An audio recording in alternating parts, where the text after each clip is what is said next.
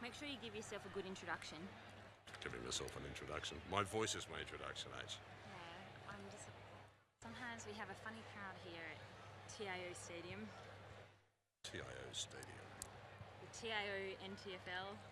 It's a world of acronyms, isn't it? I know.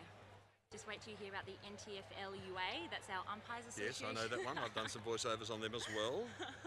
The NTFL UA. It's a nice long one, isn't it?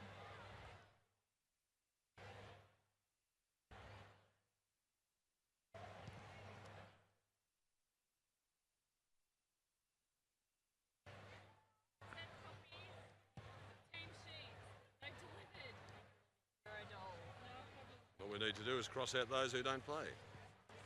Wanderers and St Mary's. You can hang on to them for me. No worries, I got 10 copies. So these are players only actually engaged in the grand final. Correct. Are they in our jumper number or not? Yes. They are. Yeah, and we'll just do everything in order of jumpers. Yeah. Now, who's the captains? I will star them. Why for has you. he got P next to his name? I have no idea. 3 points. Ready to go. Okay.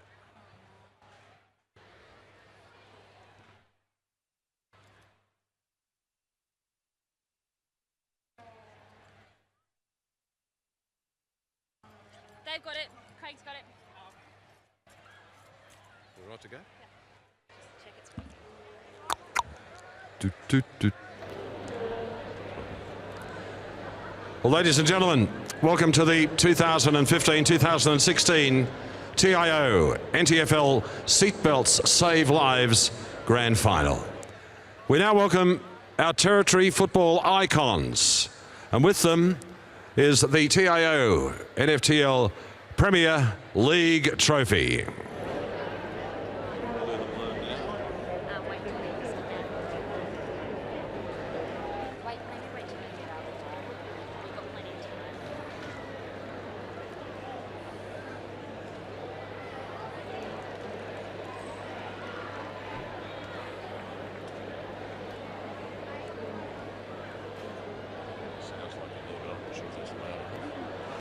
Doesn't matter, mate. Just need to turn up a bit.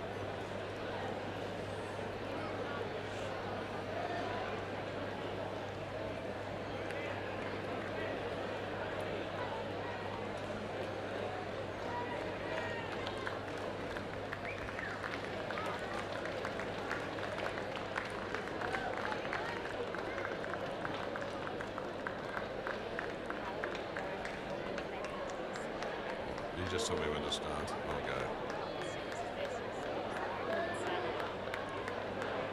Well, folks, we're delighted to welcome here for the grand final Benny Lou Fat, who had a remarkable playing career, 1954 to 68, a Nightcliff Tigers champion and a genuine great of Northern Territory football. A key member of the Nightcliff Tigers premiership winning teams, and it's great to see Benny here today. Vic Ludwig presided over the Northern Territory's most successful football club and one of tonight's grand finalists in St Mary's.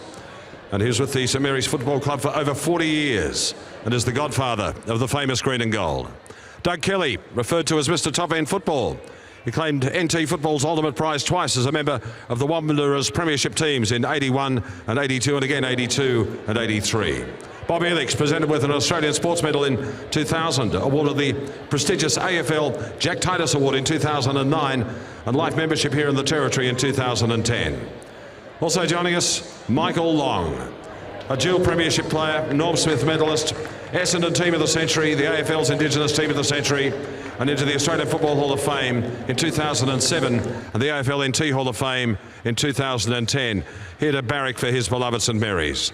Russell Jeffrey, one of Territory football's favourite sons, who had a stellar playing career, 201 NTFL games for St Mary's, the Wanderers and Palmerston Magpies. Ted Liddy, who played 272 games for the Saints and played in an outstanding premierships. Of course, he captained the NTFL representative side and played for the NT on more than 3 occasions. Joining us also, Abby Holmes, who was once again this year was the leading goal kicker in the TIO NTFL women's competition and best on ground in last week's TIO NTFL Senior Women's Grand Final. And she's accompanied by Angela Foley, who's won back-to-back Coca-Cola medals for the Women's League, best and fairest, making her one of the most decorated female players in the Northern Territory. And The cup has been presented to the AFLNT CEO, Mr. Michael Solomon. How about a big round of applause for these legends of football here in the top end?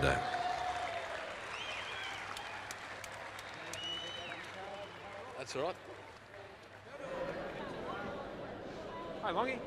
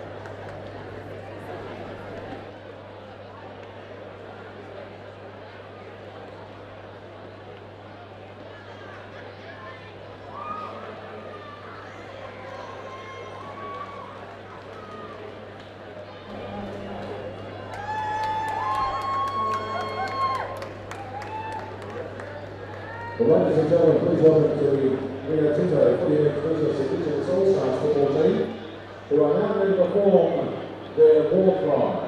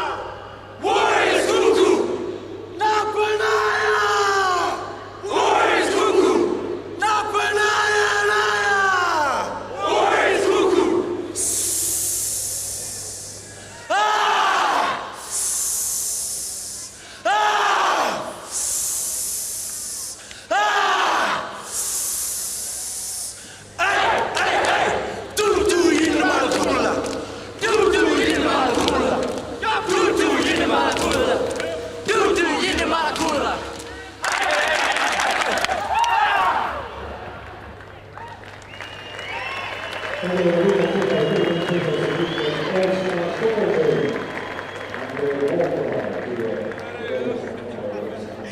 speech, eh?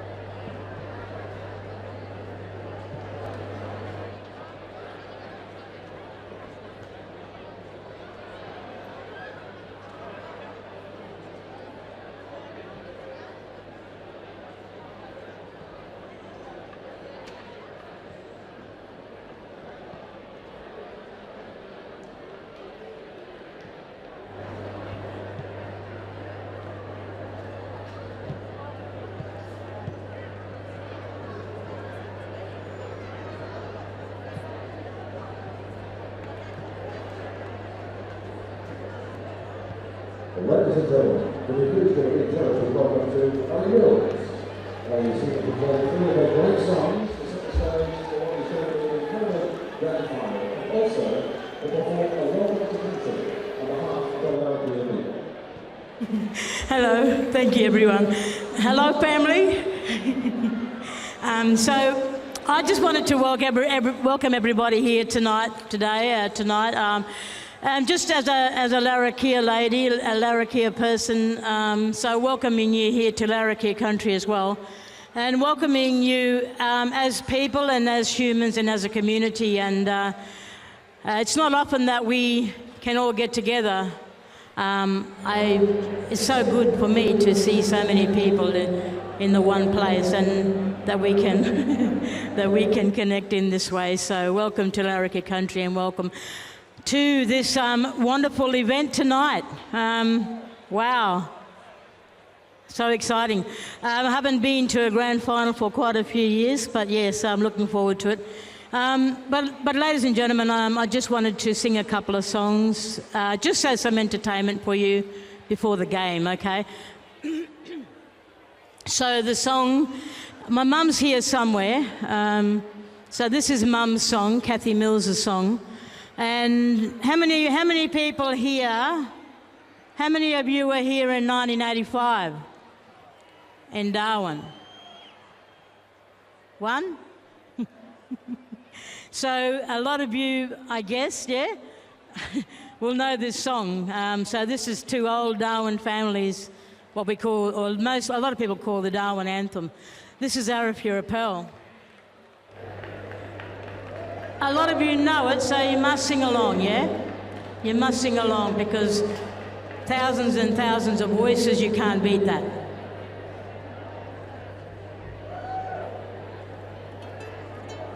On the north coast of Australia, by the Arapura Sea, there's my lovely home called Darwin in the Northern Territory. She's a jewel of the city, and I hope she'll always be free from life's unwelcome turmoil that can come relentlessly. She's a multiracial beauty. She's an adolescent girl. She's the jewel of Australia. She's the Arapura Pearl, with the bright blue sea around her, like a maiden bright and fair, basking in the sunshine splendor. No beauty can compare. She sits there strong and patient, defying anything that dare bring sorrow or destruction to her people living there. She's a multiracial beauty. She's an adolescent girl. She's the jewel of Australia. She's the Arapura Pearl. Bright tropical surroundings where soft ocean breezes blow, with smiling, friendly people wherever you may go. The paradise you're seeking is here for you to see in my lovely home called Darwin by the Arapura Sea. She's a multiracial beauty. She's an adolescent girl. She's the jewel of Australia. She's the Arapura Pearl. Oh, she's the Arapura Pearl. My Arapura Pearl.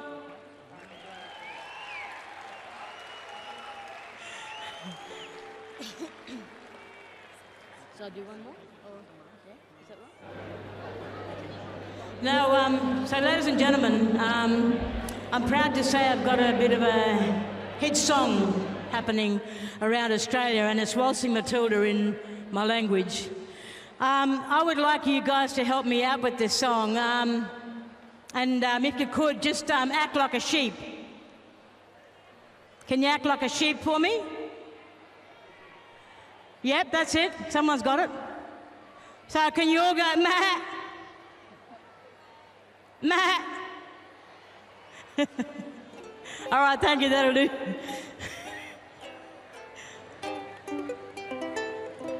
Wambala cardia ben kama planga billabong and benchirana gralla kula battery and benching on bad crabby watching back in billy bo you balakam and watch out but marilla langami watch out but marilla watch out but marilla you balakam and watch out but marilla langami and benching on bad crabby watching back in billy bo you balakam and watch out but marilla langami. Everybody clap, yeah?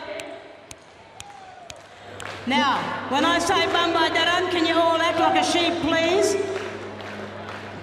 Bambadaran. Bambadaran. Ben kama planga billabong, gardea ben ketchamore.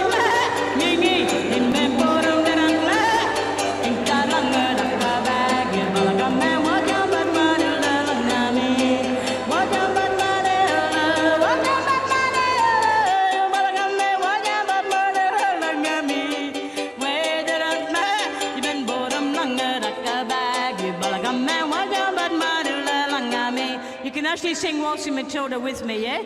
Waltzing Matilda, Waltzing Matilda, you come a waltzing Matilda with me.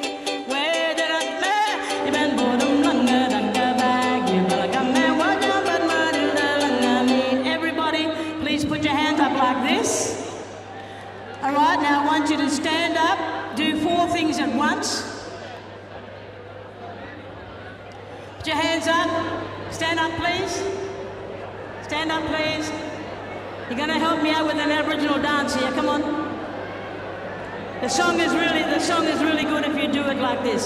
So you put your hands up, you crouch, you put one leg up. Yeah? You're going to chuck your leg. You know what that means? Chuck your leg. Oh, well, we're going to have a practice. 4 things. Hands, crouch, leg, and you have to do a wee. Like a wee. Everybody practice. 1, 2, 3.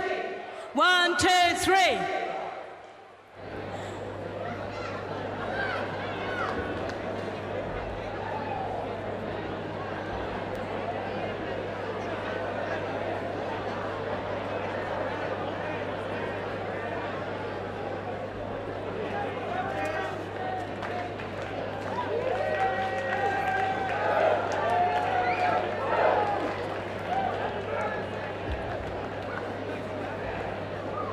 Thank you. See you later.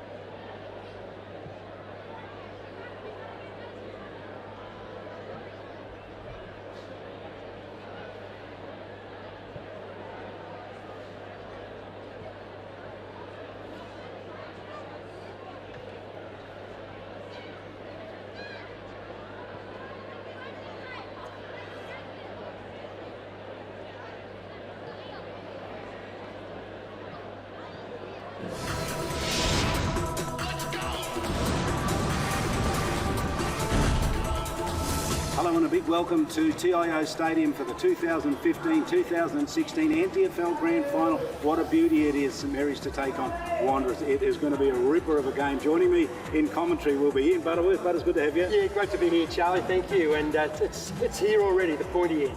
And Jared Ives been with us all season, Jared. Charlie King, welcome everybody. Looking forward to this. Now, some terrific games we saw leading up to this. So the road to the grand final was a beauty. The first game we saw was terrific. Absolutely. St Mary's and Wanderers, another classic chapter in their rivalry.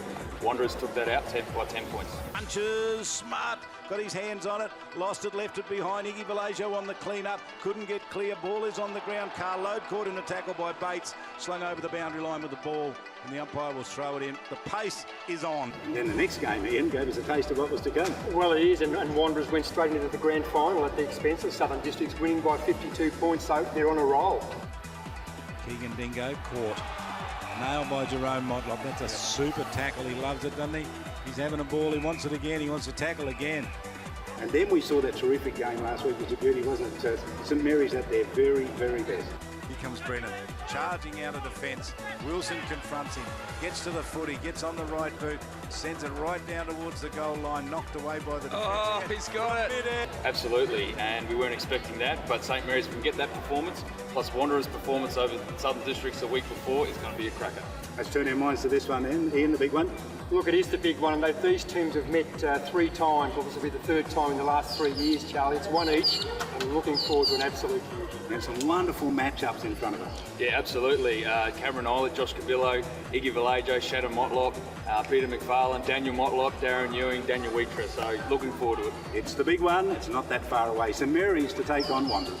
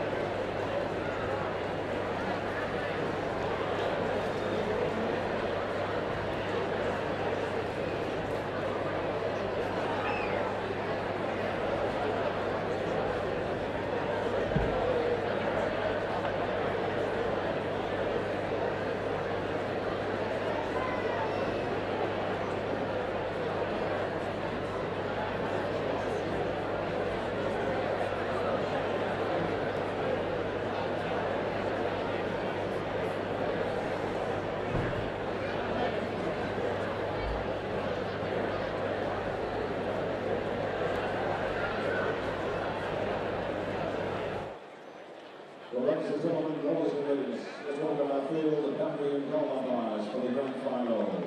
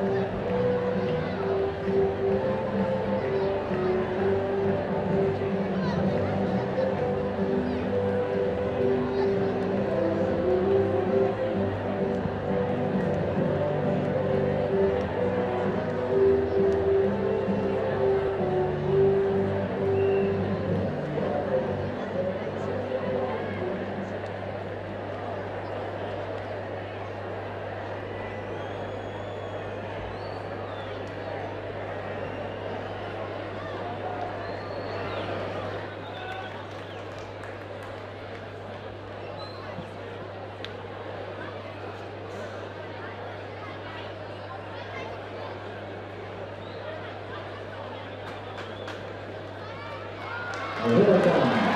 Taco.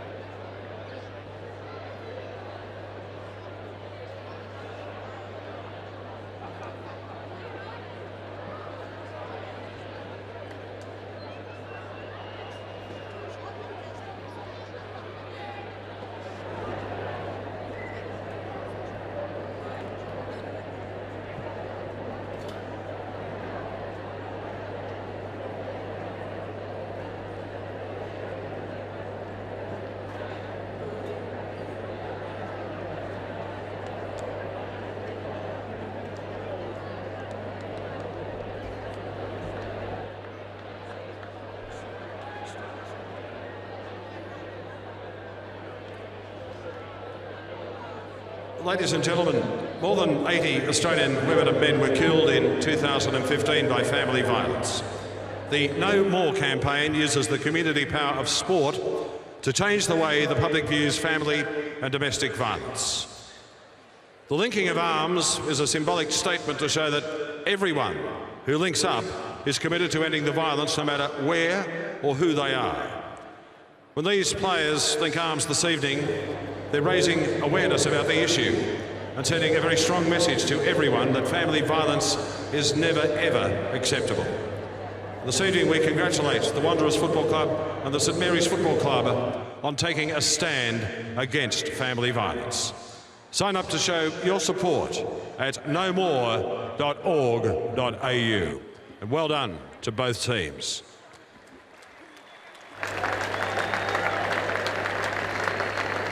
Ladies and gentlemen, can I ask you now to please be upstanding for the national anthem to be performed this evening by Mrs. Nolene Trini.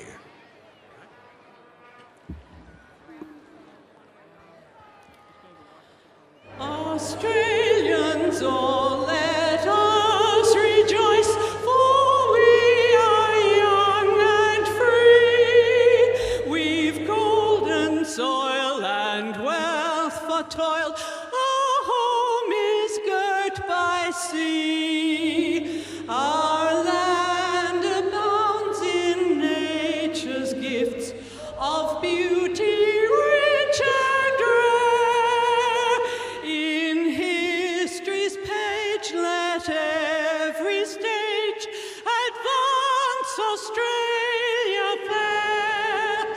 In joyful strains then let us sing. Advance Australia fair.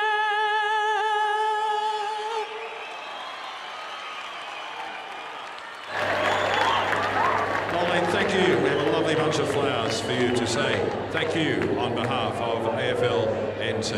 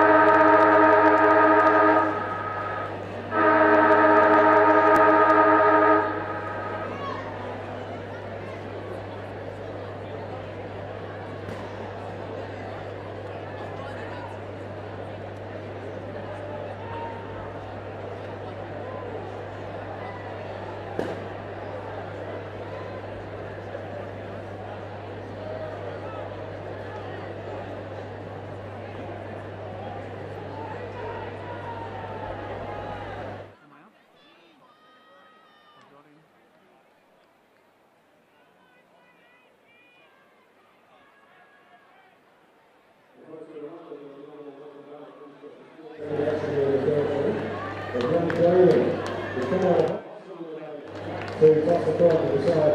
The Toots wins. And we're going to do a fantastic job in there. And have a great to catch up with you.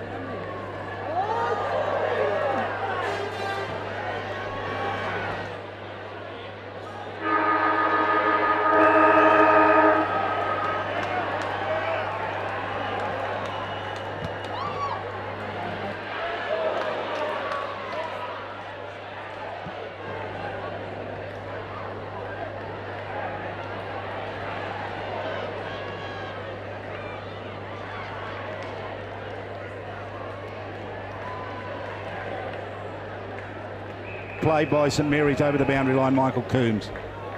Yeah, and obviously a lot of physicality in the early minutes, not even a minute, we're at 30 seconds, and Lewis won the tap on that occasion. So Wanderers in front at right half forward, going to the Michael Long Learning Centre end, the northern end at Marara. Ball flips out, losing ground a little bit. Picked up St Mary's, the defenders under huge amounts of pressure. Wanderers forwards, Shannon Motlop in there, kicking the ball off the ground, using a bit of bulk, and then we'll have a secondary bounce. Centre half forward, Wanderers in attack, just about a minute played. It's the season decider, 100 years of footy in the top end. No score, Big Lewis whacks it to his team's advantage, picked up running backwards, Wanderers, the ball on the ground, in dispute, Bath, nice shepherd, Shannon Rioli gets the footy, weaves some magic, can't, picked up, play on called the umpire, centre half forward, mark taken, Justin Cooper whips out a handball, but the defence of Wanderers pretty good, and they'll clear the ball, wing, grandstand side. Up towards the wing, grandstand side it is. Kieran Parnell picks it up under pressure. His kick, under pressure, he kicks the ball out of bounds on the full. And Thomas Motlop goes in and lets him know all about it. He's hurt himself here too, Kieran Parnell, with that kick. He's hurt his right knee. And a free kick. Just say Thomas Motlop has started on the halfback flank. He is pushed all the way up and dragged Labastida to the forward line. Daniel Motlop now taking that free kick and passes straight back to Daniel Wheatra. Wheatra goes back to Motlop. Justin Cooper on the mark with him. So Daniel Motlop now left back pocket, grandstand side it is, goes straight down the line, target Neil VV. VV just pushes Lewis in the back, no free kick. Tackle laid at centre wing, the handball comes out to Jakura, goes to VV, went to move on to Josh Cabillo, didn't do so. Great smother on his kick from Lewis, sensational by the big man, holds the ball up at centre wing. What an indication that is of Daniel Lewis's intensity and the intensity of this match. Tash. Kieran Parnell, actually, his knee gave way. Keep an eye on him. VV with the tap down. Handball came out quickly. Out to Bath. Banged it on the left boot. Inside 50. Underneath it, Mitchell Taylor. McFarlane with the fist knocks it away towards the boundary line. In fact, that was Ralph Clark. And at the 50-metre line for St Mary's, that boundary umpire will throw it in. 2 minutes and 40 seconds gone. No score yet in the grand final. It's St Mary's up against Wanderers. So much on the line here tonight. Plenty of good matchups. The boundaries line throw in at the 50. Clark got the tap down. Mitchell Taylor looking for it. He couldn't get it. Eagles come away. Braden McLean did pretty well. Ball held inside 50. Cooper got to it. Swept the 360. Free kick here against Josh Cabillo. And it's going to go to Shannon Rioli, I reckon it is. In his 200th game, Shannon Rioli, an absolute legend of the St Mary's Football Club. Capable of kicking it. His brother runs out to his right. He ignores that, as he's done many times in the past. Motlop tricked that one. He's going to take on the responsibility himself. He'll kick from 50. Chance to get the first score. Will it be a major or a minor? He gets his balance. He has a good look at it. He stutters a little bit. He's got the nerves. He bangs with the left boot. He leaves it out to the right, and it stays there. It's a minor score. So Saints get the first score at the 3.5 minute mark of the first term. They have a point. Yeah, and I was just going back to the play with Daniel Motlop. He's a good reader of the play. He left his opponent in Peter McFarlane to kill the contest. Motlop kicks to his own advantage, favours the outside of the ground. Nice mark taken over the back. Wanderers at right half back. Scoreboard side, St Mary's lead after 3, coming up 4 minutes into the first term. But a big mark over the back. Play on called the umpire, not paid in the defence for St Mary's. Ball in dispute. Wanderers slightly in attack on the outer scoreboard side. Give it to me, said the field umpire, Simon Walker, his 7th season decider, and he will toss the ball in the air.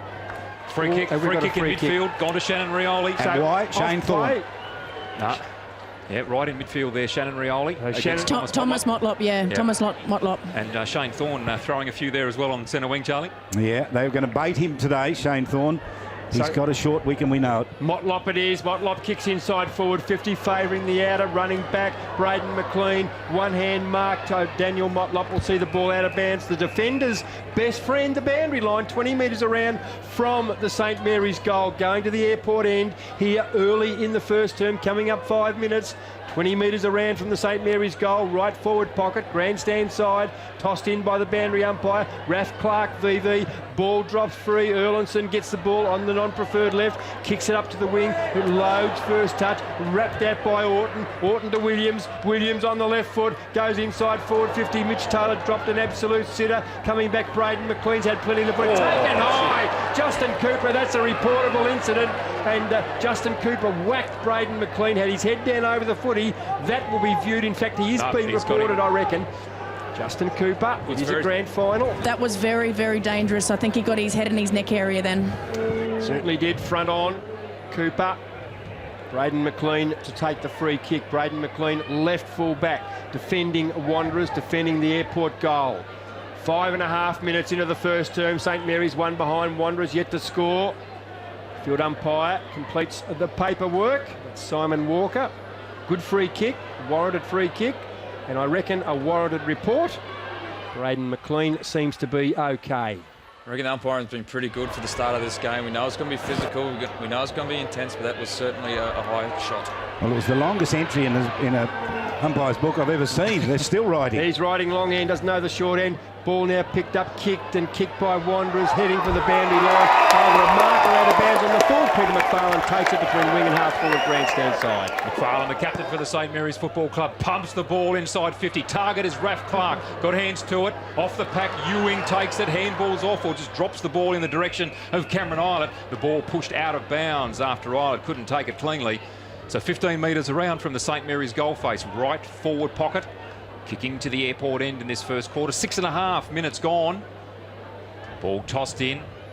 Ruckman, McFarlane, VV. So too Daniel Motlop. Handball comes out now. Quick kick comes out from the Eagles. Attacking it hard. Shannon Motlop takes it. Good hands to Thomas Motlop. Quick kick out towards left centre wing in the direction of Smart. Orton with him. Does he keep the ball in? No, he does not. It'll be a boundary throw in right in front of our central commentary position. St Mary's one behind. Wanderers yet to score. 7 minutes gone in the first quarter. Good work, Orton, it was, but party trick that didn't get rewarded. VV comes late to the ruck contest, got his left hand, knocked it back towards the boundary line. Josh Cabillo with a footy nailed by Orton, puts him to ground right on the boundary line. All legal, says the ump. No prior, Charlie. Inside 50, St Mary's 5, Wanderers 0 at the moment. Doing all the work here, the St Mary's team. Rush kick came out of the middle, hard runners. Jerome Motlop got to it, kicked it off the ground, got it down towards Shannon Motlop. Down to Motlop, tapped it off to Shannon Motlop. He didn't get it, whistle's gone. Here, Charlie. It's going to be a Cook's going to get the free kick, I reckon, for Wanderers at the 50. And there's a wrestle out of the play. What can you see over there, Tash? Jerome Motlop and Geary. Yeah, Geary whacked Motlop after disposal. That was a relayed free kick, Charlie. High tackle there on Saints. Are going to win a free kick in the back pocket. Justin Wilson taking the mark, Wilson Charlie. it is. No easy kicks out there at the moment. Cura on the mark. He goes short across and gives it off to Iggy Vallejo. Vallejo goes back by hand. St Mary's now need to clear their defensive 50. They're defending the Michael Long goal. They do, and they do it nicely. Coombs, no Labastida on the outer, has a bounce, runs his full measure, kicks to centre half forward. Ewing in front, Daniel Wheatra, his nemesis. Wheatra beats him pointlessly. Picked up once again, McLean. McLean goes to left half forward, looking for Erlinson, and a proppy Erlinson. The interchange, and coming on in his place. Cooper ran underneath the footy there, and they had runners going forward. Saints, they didn't grab the opportunity. Tossed in by Michael Simpson in his 24th grand final in the NTFL. It's on the centre wing, slightly favouring Wanderers. Ball kicked off the ground by Williams, and kicking in danger, the field umpire said, and it'll be a free kick, and the free kick goes to Nathan Jakura. I reckon it's his first possession, Jared. Yeah, it is, and he's certainly a danger man. They'll be paying him some attention. All across the ground, both clubs, both teams are niggling each other. Jakura passes the ball wide. Hugging the boundary, Nook Mansell taking the mark. Josh Cabillo offers a lead. He's going to go longer than that inside, attacking 50. Cook lined up beautifully on Jack Long, outbodied him. Couldn't take possession of the ball. Jack Long marching it back towards the goal line and pushing it through under immense pressure there from Adam Cook. Rushed through for a behind. A behind it is, a piece to Wanderers and St Mary's. 9.5 minutes gone. Jack Long now to bring the ball back into play. Long on the left boot. Goes to the target there of Iggy Vallejo. He's had a few touches deep in defensive 50. Vallejo steady. Looking, Michael Coombs offering a long lead. He's in space, but he decides to go much longer than that. Target down there. McFarlane goes high. Who's down? Coombs is down. Pushes the ball to his advantage initially. Challenged there by Sam Christie. And Christie pushes the ball out of bounds. To the left of the scoreboard. Be another boundary throw in. 1 point apiece, 10 minutes gone in the first quarter. Good defender, Christie, and Bates there as well for Wanderers. Here's the throw-in out on the wing, far side. Knocked down by the Eagles, straight down into the hands there of the busy Andrew Lovett.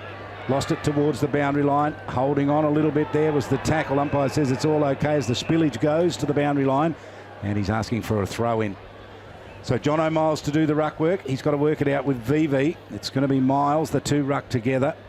Saints get across there through. Jack Musgrove has to do it. Ball goes to ground. Pack forms over the top. It doesn't come out. Geary dives over the foot. He can't get it out. Umpire says good holding the ball. Saints lying over the footy, and Wanderers going to draw a free kick. Neil Vivi gets it on the far side of the ground. Geary, you got to give it back.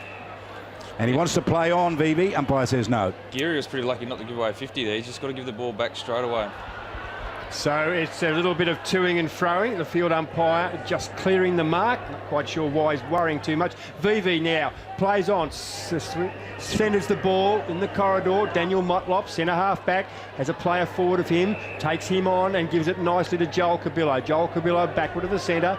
In the corridor, going to the Michael Long Learning centre end. 11.5 minutes into the first term, a point apiece, back to Daniel Motlop. Motlop with precision, Motlop with precision. It was precise between wing and half forward left, grandstand side. Cook has it. Cook will go inboard, centre half forward. Picks up that time Joel Cabillo. Cabillo a kick and a half from goal. Runs around, puts it in the air. Not quite sure who he's looking for down there. No mark taken. Lovett can't get it. Picked up by the man for St Mary's. And St Mary's will clear and clear beautifully. Geary it is, but he's got nowhere to go. He's all dressed up. A man with a bit of pace out there, Sam Christie. Christie does it nicely. Has a player inside of him, and he can't take the marking interference. No, didn't touch him. High tackle, play on call. The umpire, Jack Williams, has been busy. Big Miles gets the ball, shoots out a handball to Thomas Motlop. Back to VV. VV too far out to score. Goes to the hot spot, the top of the square. Ball on the ground, in dispute. Running hard at the football was Jakura. Couldn't take it. Was he taken high? I reckon it's a free kick. No, it's a free kick. And the free kick will go to Orton. It's been intense, and what Wanderers are doing really well at the moment is having numbers around the football. Free kick goes to Jack Long, deep in defensive 50. He goes wide and finds Ben Rioli, left back pocket. He hits the ground running. Takes off, gives the handball to Jack Williams, who was under pressure immediately. He handballed well to Iggy Vallejo. Now back to Ben Rioli in space. Chips sideways, goes to the running machine in Jackson Geary. Finds him at half forward, chips and chips nicely.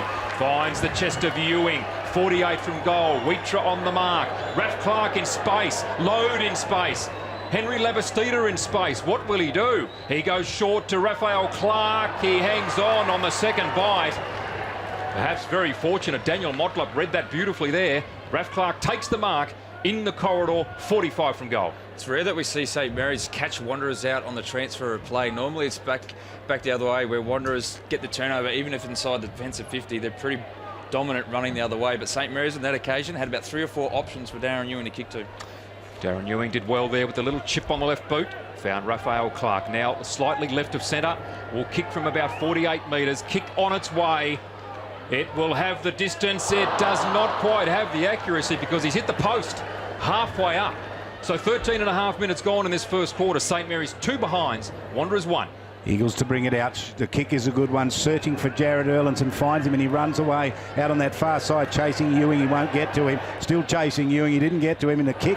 The pressure made him turn it over straight into the hands there of Iggy Vallejo from half-back. Gave the handball to Orton. Orton out wide. Good kick to Cooper. Finds him on the half-forward line, or between the half-forward line and the wing. Down there is Labastida. The ball's going to come back down into the forward line. It's a high kick inside 50.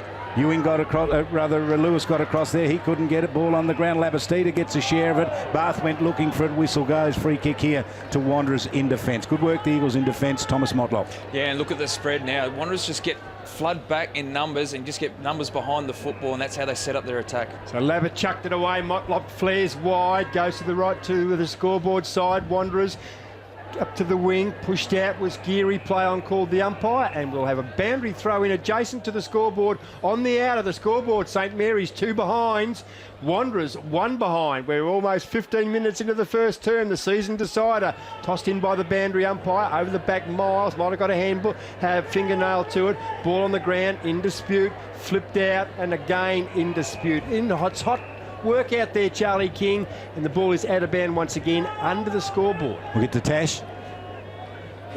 Yeah, it is a very, very hot contest. Geary's looking a little bit worse for wear out here. He had a big hit on JJ Motlop. Boundary throw in, ruck contest, just drops the ball straight to ground. McLean's in there, so too Bath for St Mary's. Lewis trying to push it out. They're corralled. Aaron Motlop's in there. Good tackle being laid by Simon Bates. And the umpire says, I will have it. Centre wing it is, scoreboard side. 15 and a half gone. A tense first quarter.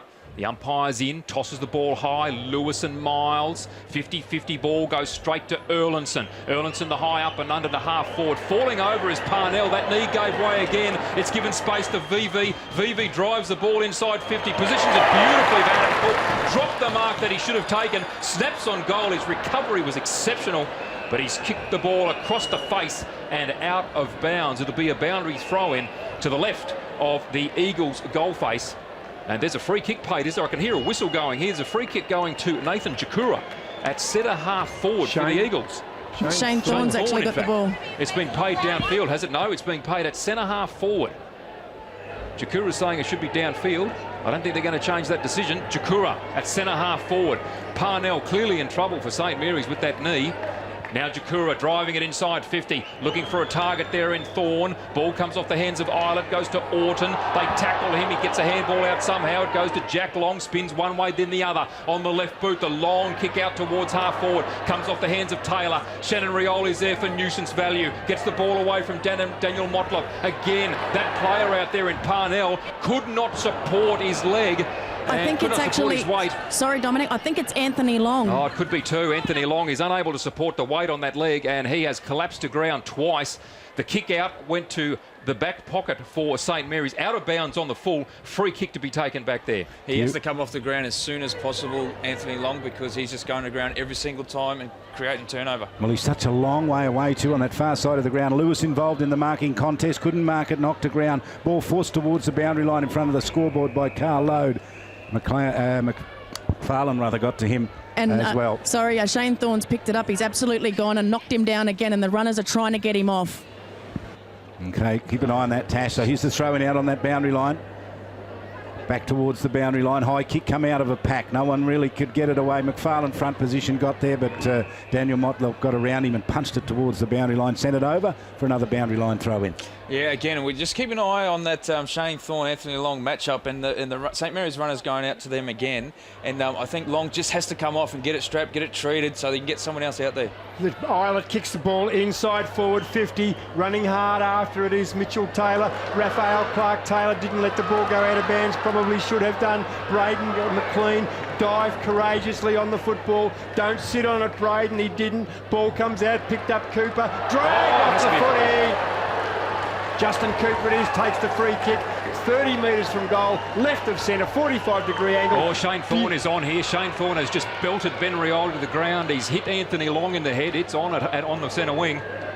The emergency umpire was going to get up a few times there. I think he should have gone up gone there a lot sooner, Dominic. At the start of the game, he absolutely decked Anthony Long, so they've been going before the bounce. 50-metre penalty might be on. The 50-metre penalty is on. It'll straighten up Justin Cooper. Justin Cooper will kick the opening goal of the grand final, courtesy of a good free kick, plus a 50-metre penalty, which was paid from the incident down the ground. Anthony Long coming from the ground, Charlie. Gee, that knee is bad. I think the keeper plays on Cooper's kick. Daniel Motlop remonstrates with Cooper, but doesn't matter, the goal's on the board. The St Mary's are on the board. 1-2-8, Wanderers, one behind, and it took 19 minutes, Jared Eilert. There's no doubt it's a deliberate strategy to attack the man from Wanderers at the moment. The last two contests where we had Braden McLean, we had Thomas Motlop actually diving at the football. That's what you want to see. That's where you want to see the attack. At the moment, the focus has gone off the ball to the football, and it's cost them a 50-metre penalty, and it's cost them a goal. Now, down the other end, Carl Lode's gone straight to Thorne and put him under some pressure. Meanwhile, Lewis does the ruck work in the middle. Did pretty well to tap it down. Wanderers win it clear, though, and they can send it forward off the boot of Josh Cabillo. Down towards half forward. Bouncing ball there out in front of Nathan Jakura towards the boundary line. He couldn't get to it. Jack Williams in close attendance sees it safely over for Saints. So it's down on the half forward line. Wanderers want to get that goal back. 19 3/4 minutes gone. We saw just coming off there for a bit of a rest, Michael Coombs. He's worked pretty hard for Saints in that first quarter. Ball on the ground. Bath goes looking for it. They get to him. He can't get it out. They're calling for a free kick. They're not going to get it. Umpire said he had no chance to get that out and be a ball up outside 50.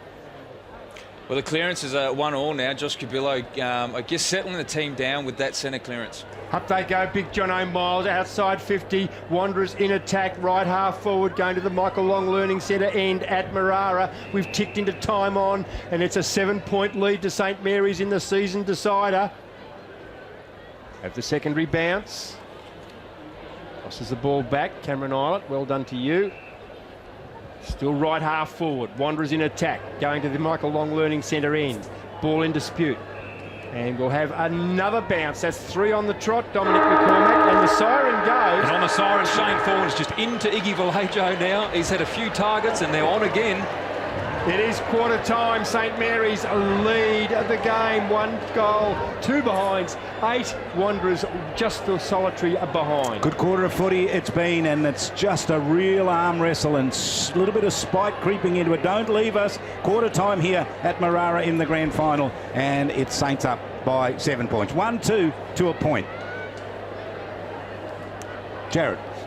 Yeah, look, obviously we expected some physicality at the start of this game, but I just think it's just overstepped the mark, and we need, or both teams need to concentrate on getting back to the football, because at the end of the day, it doesn't matter if you win the fight, you need to win the football game, and you need to focus on lifting your teammates to do that. We see how the two clubs go to their breaks. 20 minutes, it's probably the shortest quarter we've had all season, and we'll see, well, obviously only 1 goal kick, but we'll see how that plays out as the game goes on. And we'll come back and we'll get some stats too from Kieran Davis, who's been keeping a close eye on it. We'll get down to Tash Medbury and we'll analyse this first quarter. All that coming up in just a moment. NTFL. It's unpredictable. You're listening to the NTFL. That's why Territorians need the right insurance cover for their home and contents. Local knowledge is important. Talk to TIO about Territory Home Insurance for Territory conditions. So before it happens, call 131-TIO or visit tiofi.com.au. TIO, we're for Territorians.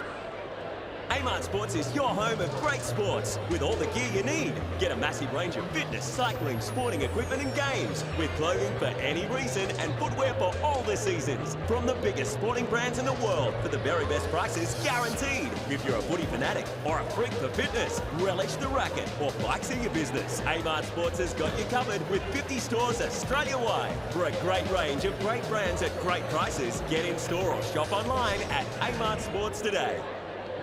Boys, we've got a real big problem. It belongs to you, it belongs to me, it belongs to everybody. I'm talking about family violence. It's time we said no more to family violence, isn't it? Yeah. Think about it. We've all got to say no more to family violence. No more! Family violence is a community problem and it needs a community response from all of us, and sport is a big part of that. But we can all do our bit by being more respectful to each other. Please make this year the year that we say no more to family violence. The housemate woke me up to ask where my car was. Turns out we left the front door unlocked and someone helped themselves. Protect yourself against crime. A momentary lapse is all it takes, even if you are home. There's fewer chance that cricket steal keys that won't work out. People make it easy and leave keys, bags and wallets laying around with unlocked doors. Don't be the one to get caught out. A community announcement by TIO, Crime Stoppers and the National Motor Vehicle Theft Reduction Council. The advantage is all yours during Bridge Toyota's Buyer's Advantage. Like Corolla Ascent Hatch Automatic from a low $21,990 drive away. And 2015 Hilux Workmate Single Cab Chassis 4x2 from just $24,990 drive away. Or 2015 Hilux SR 4x4 Dual Cab from $45,990 drive away. And every Toyota comes with Bridge Toyota's lifetime of advantages. Offer is limited, so hurry into Bridge Toyota today. Bridge Toyota.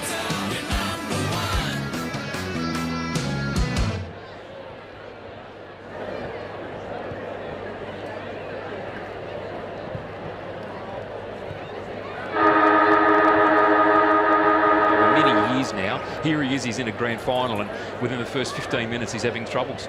ABC Local Radio bringing you the footy here from Marara. Ian, the umpires, what's your assessment of them to half-time? They're doing the right thing? Yeah, look quarter time, rather. Yeah, they certainly are, Charlie. I think they've been dominant, and certainly the hardest part of umpiring a grand final is getting the appointment, and certainly Simon Walker, Jack Howard and Brodie Rayner have done a pretty good job. A warranted report down there. We've had Justin Cooper reported for a front-on tackle bump on his opponent down there. I think it was Braden McLean from memory. So the umpires have had no effect on the game, but gee whiz, just the one goal at quarter time. And big grand final day here. There's 10 grand finals being played here. Some decided earlier on. Division 1, Tracy Village beat Pine 12-10 to 2-3. And who coached Tracy Village? Michael McLean. I think they only lost 2 games this year, and they were just dominant today. They were, weren't they? They tore Pints to bit. It was a great win for them. Div 2, Tars have carried on their domination at that level. 6-12 over the Nightcliff Spartans, 7-4 in the under-18s. Nightcliff beat Wanderers 13-10 to 7-6, and in the under-16, Southern Districts 8-4 to Nightcliff 5-5. Under-14s, Nightcliff Charlie, I've got Rick Nolan down here. No very fired up there, Rick. You said about flying the flag, but the discipline as well. It's creeping in there a little bit. Yeah, just got to be disciplined. It's very important in big games. So yeah, so I reckon we're right on the borderline. It's good. Yep, and you also mentioned that you've stopped their running play. You have in that quarter. In the last 5 minutes, you really got that momentum. Yeah, I thought we did. We ran the ball through the middle and did really well the last 5 minutes. That's what we've got to do. We've got the momentum of the game now. Then just run the ball through the forward line instead of bombing away too much. You've got to bomb away at times, but just also run the ball through there. And Anthony Long come back out with his knee heavily strapped there. You must be hoping that he can last the game. We're not having luck. Kieran Parnell's in trouble as well, so it's not good. Thank you and good luck.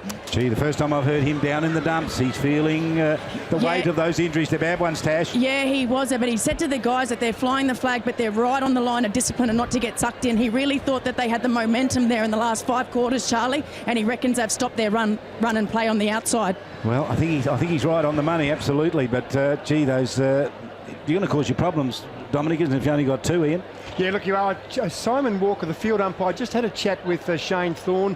Jack Howard's having a chat with Shane Thorne. Don't know whether he's been reported or not, because if he had been reported before the quarter started, they would officiate the report now. So just not quite sure whether Shane Thorne has been reported. Let's say he hasn't. Yeah, Butters, I think the emergency umpire and a few of the other umpires, the emergency umpire wrote down about 5 names in his book from that scrap.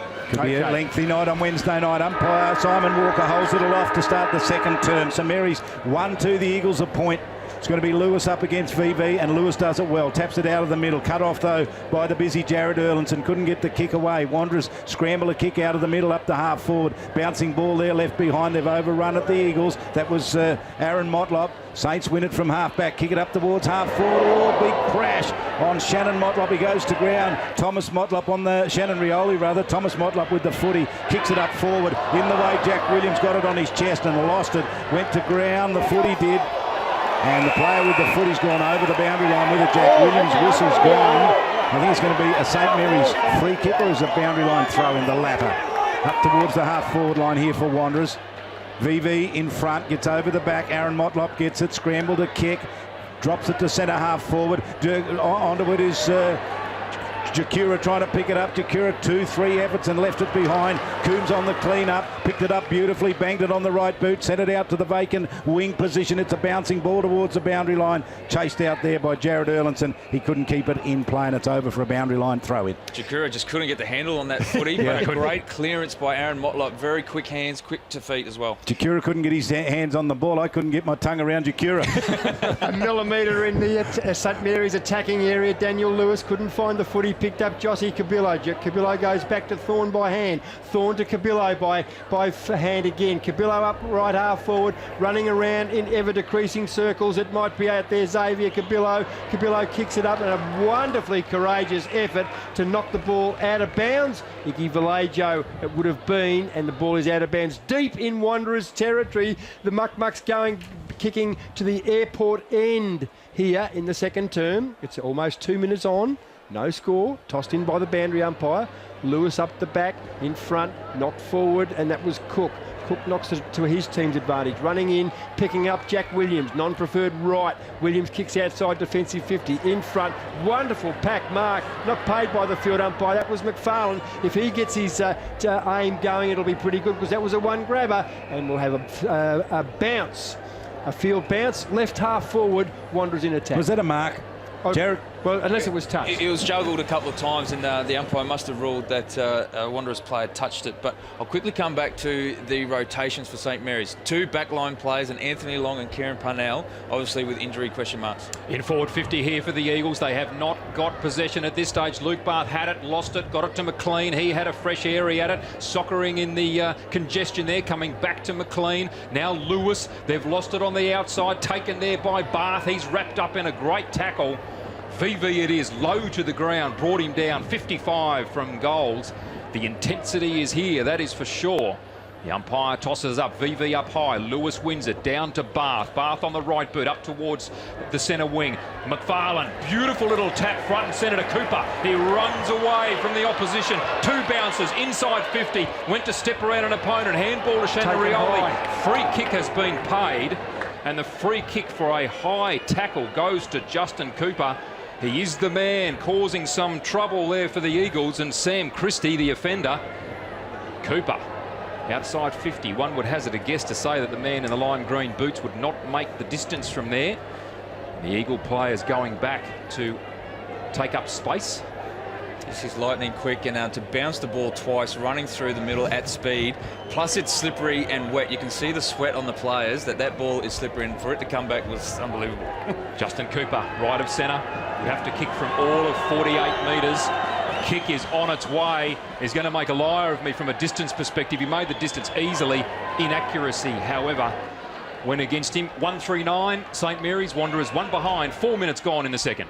So Wanderers bring it away now, out towards the wing, towards Nook Mansell. Little push out on Barth, he draws the free kick for Saints. Yeah, Charlie, Anthony Long's gone back on there. He's limping, and so is Parnell. They're both limping very, very heavily. Geez, going to be costly for Saints. Here's Barth's kick.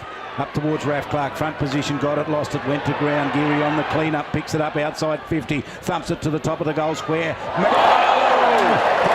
Takes a great mark in the goal square. Wow, that was a terrific mark. Unbelievable. Look, you called it, Charlie, last week. He just set himself up and he got himself match fit and back in the game. And he got the ride, he got the sweet, sweet ride to take that at the highest point, and what a mark in the goal square. So Peter McFarlane, this great player for Saints, what a servant he's been. Chance to kick their second goal. Eagles yet to kick a goal. Cooper got one in the first term. McFarlane directly out in front will kick from about 12 metres. He's not going to miss it from there, Peter McFarlane. Comes in, jogs in, bangs, delivers, gets the goal. Big goal for Saints. Great nerve settler for Peter McFarlane. He would have found him, he would have been a bit shocked to find himself in that position and up that high, but as the captain of the club, he had to kick that goal, and he made no mistake. 2-3, St Mary's, Wanderers 1 point, Tash. Yeah, Parnell's come straight back off, and I think he's just going to go out there and do the rotations. I think that's all his job is at the moment, to let some of the St Mary's players come for a rest, and then he's come straight back off.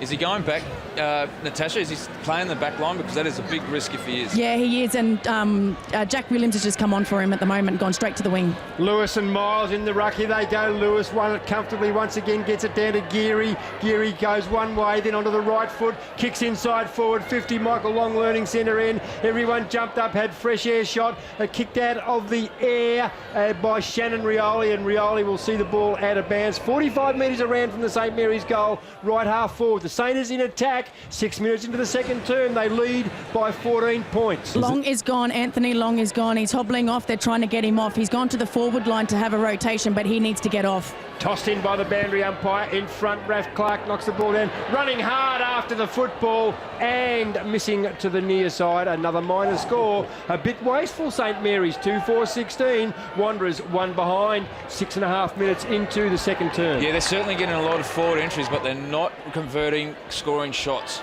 Long kick out comes from that behind. Raf Clark made a contest. Front and centre was Carl Load. Beautifully positioned. Kicks inboard. Looking there for Barth. Barth trying to fend off Mitchell Taylor. Achieved it. He was legged. Not called by the umpire. Not called. The ball dropped. The Eagles, they extract and go up to centre wing. And now there's going to be the payback downfield. Mitchell Taylor going in on Williams.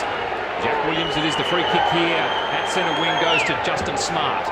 Smart now kicks forward, finds Lovett for his first touch of the evening. Play on is the call. He goes through centre half forward. The kick was errant. He had Nook Mansell by himself, didn't find him. Nook Mansell handball powerfully. Just dispossessed the Eagles' opponent was Coombs. Coombs sprints away, has a bounce, palms off Cook, handballs to Geary, who's been in the thick of it in this quarter. The high up and under into forward 50. Miles couldn't take the mark. Cooper's there, couldn't take possession. The Eagles' defence under pressure. 50 from goal. Tackles are being laid. Motlop thrown to ground. That's Jerome. Coming in hard was Long. No possession taken. McLean over the ball. Glode's there. Well, the intensity, the umpire calls for it, and there'll be a ball up 45 metres from the St Mary's goal in the corridor. I don't know if you can keep playing at this level. We have not seen St Mary's outrun blood rule line. The blood rule's now on McFarlane. Yeah, he caught one really, really high in that contest, Dominic. Very, very lucky to not get a free kick for that one. Well, I'm with you, Tash. He went in hard and they hit him around the head while he was trying to get the footy, and he must have got a free kick and he didn't. But it allows now the change to happen, and Cameron Islet makes his way out onto the field. It's great to see these two teams sort of settle things down a bit because, geez, it's a great game of football. So the umpire waits until the player comes back into the position McFarlane was in at the blood rule call. It's inside 50 here for Saints. Miles gets up high. Lewis beat him, tapped it down. Pack gets around the footy. They can't get it out. Handball comes out to Wilson. Snaps from the pack. Down there towards Ewing. Tried to get the footy, just couldn't get it. Daniel Motlop gets the clean up, drops it on the right boot. Goes searching out there for his teammate in Simon Bates. He lost it. Picked up by St Mary's. Little kick in was a good one too. Delivered by Mark McLean. Right on the line. Saints go in onto the ball. Ladder kicks the goal, and the free kick was called against him. Yes, he ran into the goal and he kicked it, but there's a free kick. Didn't pick up, Tash. Did you see what it was for? Interference with the marking contest there. Darren Ewing pulled his jumper and put him right back. Bad one, Darren. Great effort by Daniel Weecher. That's twice he stopped Darren Ewing having a crack at taking the mark. Saints in the van once again. Josh Cabillo is dispossessed. He gives down the ground. Taken high. It was taken high, St Mary. Should have paid the advantage, the field umpire, but play had stopped. Gee whiz, Jared Isle. She's tough in the clinches. Well, they're not going for the hard ball, are they, Jared? Sorry, Jerome Motlop again. That's the second time he's done that. Discipline is really, really creeping in here to Wanderer's side. Justin Wilson it is, laid the ball off to Shannon Rioli. He's always lurking. Wilson on his distance. Motlop, that's JJ Motlop, 45 metres from goal. Going to have to kick from just inside 50, pretty much directly in front. Michael Long learning centre in. Wilson kicks and kicks with all his might. But once again, wasteful. 7 scoring shots to 1, and they only lead by 16 goals, 16 points, the Saints, 10 minutes into the second term. Daniel Motlop brings the ball back into play. Wonderful kick right through to centre wing. Seaton it is. Cameron Islet in pursuit, gets the ball to Shane Thorne. He's tackled immediately. The ball spills to Islet, goes back by hand looking for Jack Long. And there's a free kick. Ian, talk to me. Yeah, taken high. Islet was whacked after he disposed. No blood from him, just the cement slurry. Oh, Cameron Islet delivers the ball inboard, goes to true right centre wing and finds Carl Lode. 10.5 minutes gone in this second quarter. St Mary's leading 2-5 to 1 point. Lode now just runs away off the mark from Jerome Motlop. Long kick looking for Daniel Lewis. Goes over the back of the pack. Braden McLean, the first one there, but the boundary beats him to it, and it'll be a boundary throw in. 65 around from the St Mary's goal. Scoreboard side it is. And Kieran's just passed on a stat here. There's been extreme pressure. Only 5 marks for this quarter. Daniel Lewis, I should say, wins the ball inside 50. Cooper kicks to the goal square. That great turn of pace. Contest in the goal square yields another point. 2-6 St Mary's leading Wanderers, 1 behind. 11 minutes gone in the second. They're shutting Ewing down. The short kick comes out to VV. Just inside 50. Just went to 25 metres. So he's 25 metres deep in St Mary's territory. Chips it out even further. Gives it to Nook Mansell. He's at 50 now defensive. Looks out to his right. We're sitting in the Morris Rioli stand here at Marara. The short kick goes on further. This is to Lovett, and Lovett with a longer kick now up towards half forward. Cook in front position, knocked away from him. Ball left on the ground. Hard chase out there. Nathan Jakura. He has front position. He knocked the ball back in play. Did it very well. Cook gets it back to Jakura. That's miraculous. Jakura steps them, goes for goal, and kicks it. What a magnificent goal! Nathan Jakura did all the hard work. Brilliant running goal by Nathan Jakura. You could just see that unfolding. Jack Williams had to work harder to keep up with him to get to the contest, but Nathan Jakura got the handle on the footy that time and kicked an unbelievable goal to swing back some momentum. The chaser was Jack Long down there. He's on his hands and knees, struggling. That was a 150-metre play there. He called for that ball on the wing. He knew exactly what he was doing, Nathan Jakura. Back in the middle, Miles and Lewis.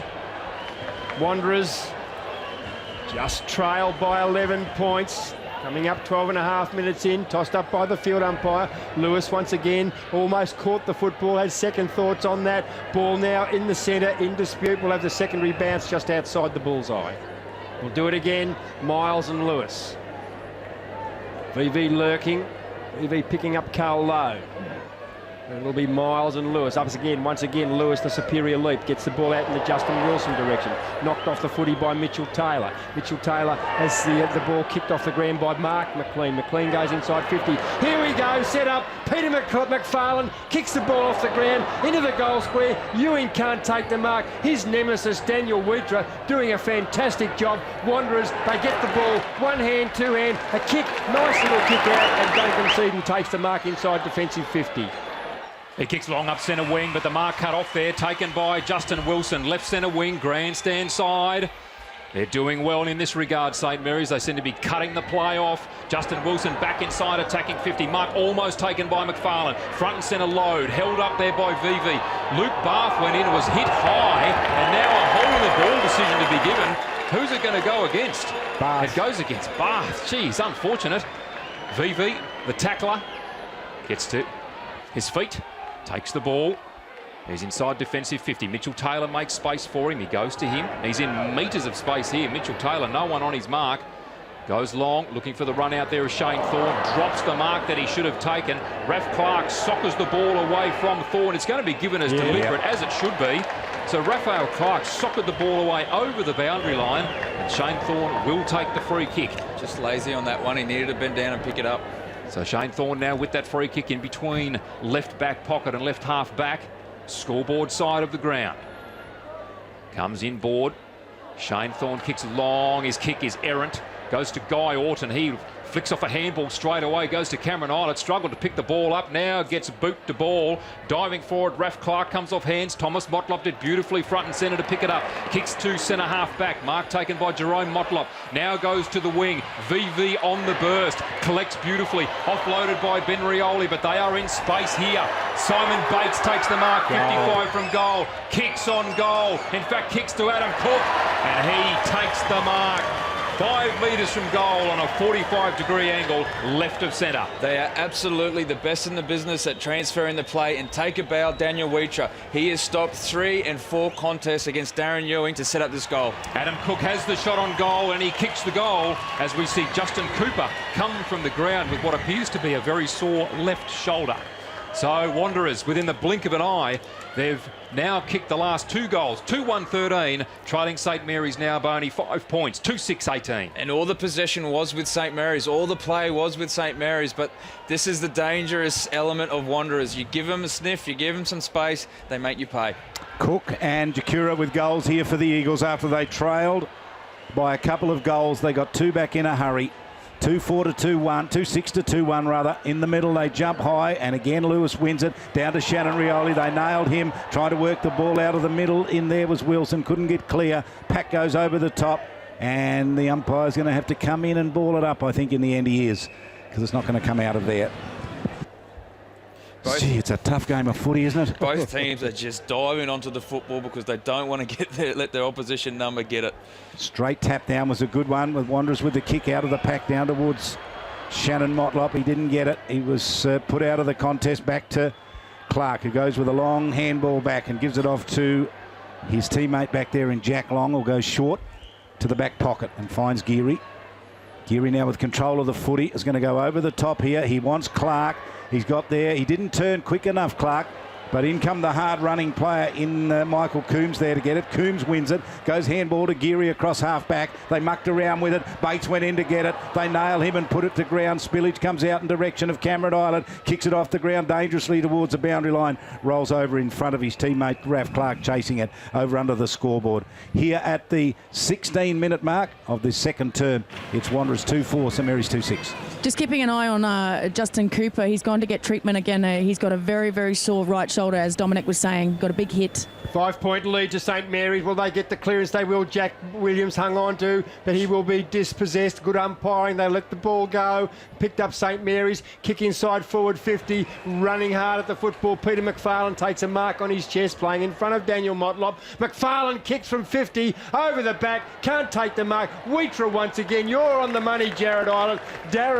Daniel Wheater is giving Darren Ewing a bit of a bath down there. Another minor score. 2-7-19. St Mary's Wanderers 2-1-13. Thomas Motlop brings the ball back into play. Goes to Mitchell Taylor. Taylor finds a teammate deep in defence. Braden McLean, it may be, out there, left back pocket. Takes the mark, now plays on, simply hugs the boundary, down the corridor, looking for Miles. Lewis got hands to it, couldn't take the mark. Spillage now goes to Mansell. He couldn't pick up cleanly. Handball comes to the advantage of Coombs, but a holding decision will go in favour of the Eagles. And the free kick to be paid there going to Simon Bates. Daniel Lewis, the man on the mark. And he takes that just back of centre wing and then goes back even further. Mark taken there by Cabillo. In between left back pocket and left half back. Scoreboard side, Wanderers kicking to the airport end in this second quarter. Again, he hugs the corridor, looking down there for John O'Miles. Comes off hands. Cameron Islet running hard at it, so too Erlinson. Ball out of bounds, just to the left of the scoreboard, which reads St Mary's leading by 6 points. 2-7-19, Wanderers 2-1-13. 18 and a half gone in this second quarter. Late in the second quarter. Remember, the first quarter just went a tick over 20 minutes. Wanderers have kicked a couple of goals here. And Saints the one to Peter McFarlane. Here's the kick down towards half forward for Saints. Gets towards Labastida, who lost it. Handball came out to Geary. Was pretty cleverly done by Iggy Vallejo. Kicks it down towards Ewing. Can't get there. What they don't have for Ewing is that crummer that's getting back there. He's getting the ball knocked away from him. They've done it again, Wanderers, and they win it in the back pocket and thump it out long towards the wing. And the mark taken there by Andrew Lovett. Good player for the Eagles. He's on half-back, kicks it out towards the wing. The kick is going to go right to the boundary line, lands just inside the field of play and then over for a boundary line throw-in. Cooper's coming back on. He's just come out of the rooms and taken some Nurofen probably. They've just given him some tablets and he's come back on. He's a player that needs to get front and centre to Darren Ewing. Wanderers have lifted. John O'Miles has lifted in the ruck. He actually won that contest, running hard after the football. Vallejo dispossessed, gets it back to Jack Long. Long onto the left boot. Geary, just about St Mary's best player between wing and half forward. Grandstand side, has a player running hard on the outer. Raph Clark, can he take the mark? He can. One grab, two grabs. Erlinson must have got a fingernail to it. Clark, handballs, can't get the ball out. Running hard, Sam Christie and a succession of handballs. Wanderers will clear once again, and the pace of Wanderers is showing up now. Wanderers get the ball out. Mansell on the outer wing, can't find the handle. Braden McLean has it, goes onto the left foot. Now Shannon Motlop to centre half forward, and the mark drop by Nathan Jakua. The first mark I've seen him drop in 5 years. The pressure is immense. Picked up Load gets it to Lewis. Lewis will go by hand, but a high tackle, and the high tackle after disposal. Wanderers get the clearance again between centre and centre half forward. Gee, poor play. Yeah, well, it was. They've turned it over. They had everything, Charlie. You're right. And it's Simon Bates. Simon Bates it is with that free kick, just back a centre half forward, looking to go laterally. Saints have manned up beautifully in defensive 50. He goes to Josh Cabillo. On the mark, McFarlane. Working the mark hard. Now they go to the tall targeting Cook. Up high was Parnell. Goes to ground. The ball comes to Islet. Islet couldn't clear it easy. Lewis fighting hard for it. Goes back to Islet by hand. Quick kick out goes to centre half forward. Wanderers in possession. Handball comes to Shannon Motlop. He pirouettes, then goes with the left boot out towards half forward. No mark taken. Cooper couldn't lay a tackle. Yes, he can. Spillage. Doesn't matter. The little kick goes to Aaron Motlop. He's upended by Ben Rioli, but the umpire says that's not going to win my Academy Award this evening. Great play by Jared Ellinson. He kept his feet. Even though he dropped the mark, he kept his feet and kept his cool and just put it to the advantage side of Aaron Motlop. There's a lot of missed tackles, St Mary's. They're getting to the player but not stopping them. Wanderers shrugging the tackle. Yeah, and if you look at the play in when there's a stoppage or a broken time in play, Saints are just letting their opponent have that sort of half a metre on them, and they can't do that. Can make the scores level here. Aaron Motlop. 45-degree angle, left of centre. He's a good player, is the captain. This would be a great moment for a captain's goal. They trail by 1 goal. Kick on its way from 48 metres. He'll have the distance. Will he have the accuracy? Oh, yes, he will. Aaron Motlop, he kicks there third. They move on to 3-1-19. St Mary's a wasteful 2-7-19. 22 gone in the second quarter. Ultimate professional Aaron Motlop, and he delivers for his team. When the captain needs to stand up, Aaron Motlop did. So Saints under pressure now. 2-7. They were wasteful earlier on. Had many chances to take a big lead here. They didn't grab them, and Wanderers have closed them down in this quarter. 3 goals. Aaron Motlop, Nathan Jakura, Adam Cook, all for the Eagles, and a goal to Peter McFarlane. So the umpire to take it back into the middle. Almost half time here. Grand final from Marara. Ball knocked down by Saints was done well, Lewis. And the free kick is going to go to Wanderers. Goodness me, they're getting plenty of the free kicks, Wanderers. Driving kick inside 50. Josh Cabillo came from a long way back. Orton in back there. Tried to chase the footy towards the boundary line. Some assistance came. Iggy Valasia back to Orton. Orton under pressure. Snapped it out towards the 50-metre defensive. Handball went to Ben Rioli. Runs away. Goes pretty quickly. Gets away from Joel Cabillo. Takes a bounce along the wing. Punches it up towards half forward. The kick's not well. Ill-directed. Daniel Motlop probably read it best and took a strong mark. Motlop it is. He's at left half back. Wanderers defending the Michael Long learning centre goal. Goes dangerously, but does it with precision. Braden McLean between wing and half back. Scoreboard side. Closing in on half time. McLean up and under. Cook down there, can't take the mark. It seems Cameron Eilert might be a loose man in defence. Check that out, please, Natasha. Eilert seems to have plenty of the football down there. It goes to Valajo. Eilert once again, second effort, pretty good. Picked up by St Mary's defence, working hard, right half back, but skipping his way through, dancing to the top of the square. In front, Christie can't take the mark, ball out of bounds. Oh my goodness gracious, it'll be a big chance here for the Muck-Mucks to go in at half-time leading. Left full forward. Ball out of bounds. We spoke about the week off for Wanderers and whether it be a benefit or actually a hindrance. It's actually working for them at the moment. They got more juice in the legs. Tossed in by the boundary umpire, picked up by Eilert. Eilert goes to centre half back. A weak effort there by Cook. Cook now, Geary has the football, bounces through the middle in the corridor, goes to centre half forward. Ewing can't take the mark, worried out of it by Wheatra. Wheatra, you star, gets it wide and picks up Shannon Motlop. Shannon Motlop now goes with the left boot, looking for Lovett. Lovett really come into this game in this second quarter. Takes the mark at half forward, drills a lovely pass to Shane Thorne on the lead. Takes that outside 50. 55 from goal, about 20 metres in from the boundary. Now looks for another low pass, looking for Josh Cabillo. Man with the number 22 on the back, and he finds his chest. Wrapped that mark up in front of Justin Wilson beautifully. So he'll find himself left of centre, kicking from about 47 metres out.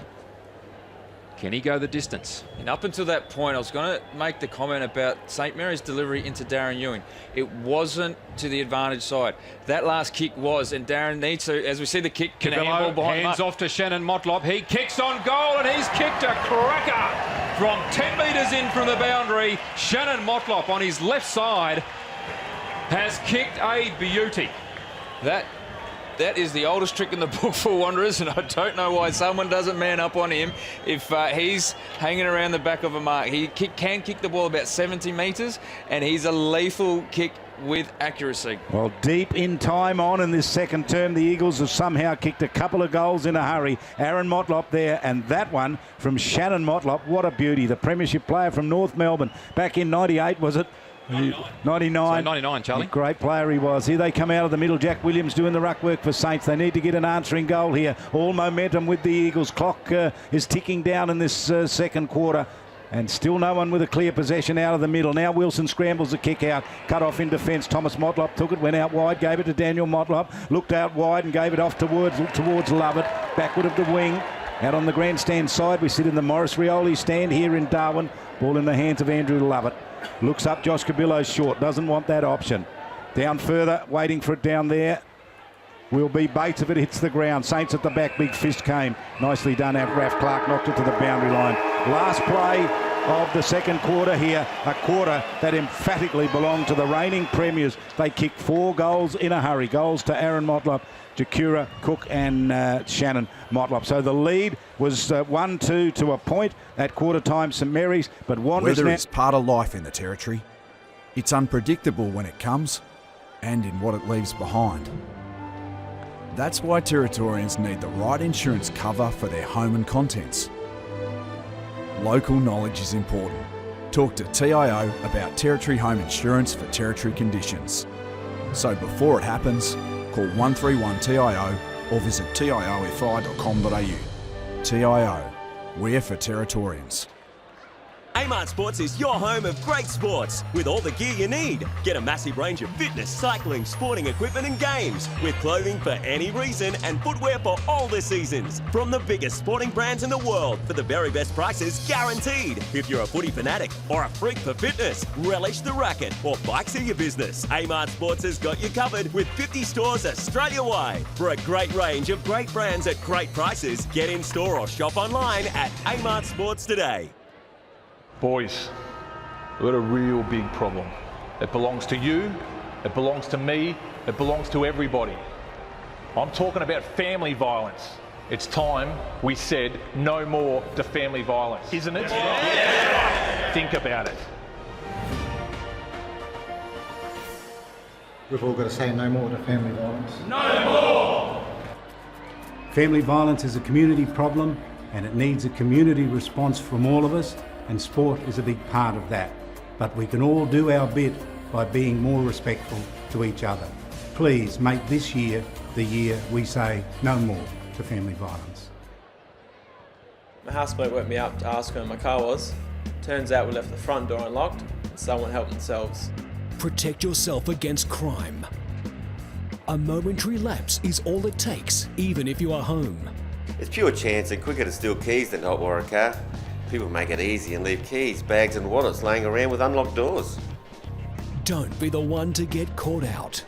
A community announcement by TIO, Crime Stoppers and the National Motor Vehicle Theft Reduction Council. The advantage is all yours during Bridge Toyota's Buyer's Advantage, like Corolla Ascent Hatch Automatic from a low $21,990 drive away, and 2015 Hilux Workmate Single Cab Chassis 4x2 from just $24,990 drive away, or 2015 Hilux SR 4x4 Dual Cab from $45,990 drive away. And every Toyota comes with Bridge Toyota's lifetime of advantages. Offer is limited, so hurry into Bridge Toyota today. Bridge Toyota, we're number one.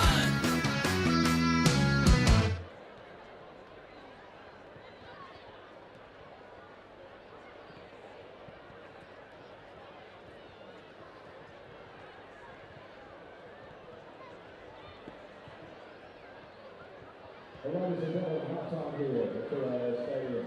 Something a little different. Under Styles has joined us. Colours of the Media Foundation on Trigger Board of the world's greatest stadium. And I've seen half-time entertainment of many matches, but nothing of this out of time. Congratulations to you on the team. You did an outstanding job with an insidious disease which sadly is in our community. And it's you explain what everything to see you. If I went up here, I'd get my hair shaved as well. Go ahead, Tom. Thanks, Greg, and thanks very much everybody who has generously donated to the Kenya Foundation. We've got Sally, Andrew, and of course Matisse. Wanderers certainly look like when they get the footy, they use it beautifully. And what about the drop mark? I was thinking late in that quarter there, the Saints did all the hard work, speared it down to Darren Ewing. He had front position, took the mark, and then just lost it. And Wanderers on the rebound. Well, it was funny because someone said, what's going on? I said, I think Wanderers have got the momentum. And all of a sudden, there was a bit of a turnover. And then if he kicks that goal, I think it would have been a significant part of the game. But he did drop the mark, and all of a sudden they get back and kick a goal. But that's the way footy is, isn't it? You've got to take your chances. Indeed. Neil, great to see you. Welcome here. What are you actually doing in the top end? Well, we came up, the AFL's come up with this idea of some of the AFL clubs going out to the, we've got Tennant Creek area, or Barclay I think they call it, to try and promote footy, to try and get kids to play footy. And I think AFL NT and the AFL have been trying to do that for years, but they're trying to badge it with some clubs, so they've given it to, I think Hawthorn have got Catherine, I think we've got that area. But it used to be the old fostership program, didn't it? But this is just a new sort of thing. I think it's to get the AFL clubs back directly involved, because no one barracks for the AFL, but they do barrack for clubs. And out of it is that if we can recognise some young kids, then they come through, we'll get a chance to to draft them, or to draft them with points, a bit like the Northern Academy's idea. So we thought we'd better come up and see what all that means, because it's kind of come out of the blue for us a little bit. But I think it's really exciting. I mean, it's I don't know how much we'll get out there and what we'll do. We haven't come up with all that, but I reckon if all the clubs get together and do some really work around the place, it'll be the outcome will be it'll help the kids. I think. Yes. It'll help them do all the things that they need to do, and footy will just be a byproduct of it, I think. And if we can do that, I think we'd all be pretty happy. It's a big land, the Territory, and they're out remote, and it's a long time to get there. We looked at our area and we look at it, I can't even see any roads and many people because we're not used to it. But it's really quite exciting. We'll see what we can get out. Now, we is Collingwood. We is Collingwood now, yes. Yeah, because you were there and then you left. Oh, I'm back. But Neil, can I say this on behalf of it? I don't think they treated you kindly your first visit there. Why are you back there? Well, mostly because I've got an enormous amount of time for Nathan Buckley, and I've been pretty good mates with him the whole way through, and I think he wanted me to come back and maybe give him a bit of support. And I had no reason to get out of Geelong, I must admit. It was I'm not really that impulsive usually, but at my age and stage it just seemed like a really good opportunity, and to be able to help Bucks will make it really worthwhile. And not that I didn't have a great relationship with Scotty, but I think the way Collingwood work compared to Geelong, I think I could probably have a bigger impact. Yeah, Ian Butterworth. Yeah, Neil, player, coach, administrator, what's the toughest? Oh, the game's all about playing, I reckon, and we just hang on to it because we love it. But each of them has their issues. I think the worst thing about coaching is that you're totally involved, but you can't do anything. I mean, your influence is limited. I mean, you can yell at them, you can direct them, you can do all sorts of things, but when the ball's at a player's feet, he's the CEO of the team at the time. And certainly as an administrator, I guess administration styles have changed over a long period of time. There's been an evolution. Yeah, and importantly, I think we all believe in player power, really. I mean, ultimately, you've got to somehow get your blokes to really buy in, to understand what they're trying to do, and then they can make the right decisions rather than just telling them what to do. Do you still think fondly of your days at Richmond? Oh, of course I do. Yeah, well, that's where I played. Yeah. I do. I still love Richmond. I don't hope that they ever beat us because that's just the way it is at the moment. But no, my time was fabulous. So your time was 1970 to 1979, yeah. And Michael Bowden was there. Yes, he was early. He was. Yeah. So late in the 60s, he. Yeah, I think he left. I was there in '69. He played in the '69 premiership. Yeah, he played. I was there then. I don't even know. He might have played 70 and then was gone in 71, I think. So, no, I knew him reasonably well, yes. And to go and coach at Norwood, which is the Redlegs, the powerful team in the SANFL, and deliver them a couple of premierships in 82, 84, how big a step down was that from the AFL to the SANFL? Oh, it was pretty good footy in those days. It was probably just starting to, there was a little bit of a gap, although we at Norwood, we played a couple of AFL teams in the Tuesday comp and actually won a couple of games. So the comp wasn't that far away. There was a bit more money in Melbourne, a bit more powerful. And then when the Crows came in, that's when the gap started to get a little bit bigger because there was a lot of players then playing for the Crows and then for Port. So, but still, SANFL footy was still pretty strong then. Neil, has the SANFL footy taken a slightly backward step and perhaps is just a feeder competition for the Crows and for Port, and was it necessary for them to take a backward step? Oh, well, that's inevitable. But it's still a pretty strong comp. Yeah. I think probably the Waffle might have suffered a little more.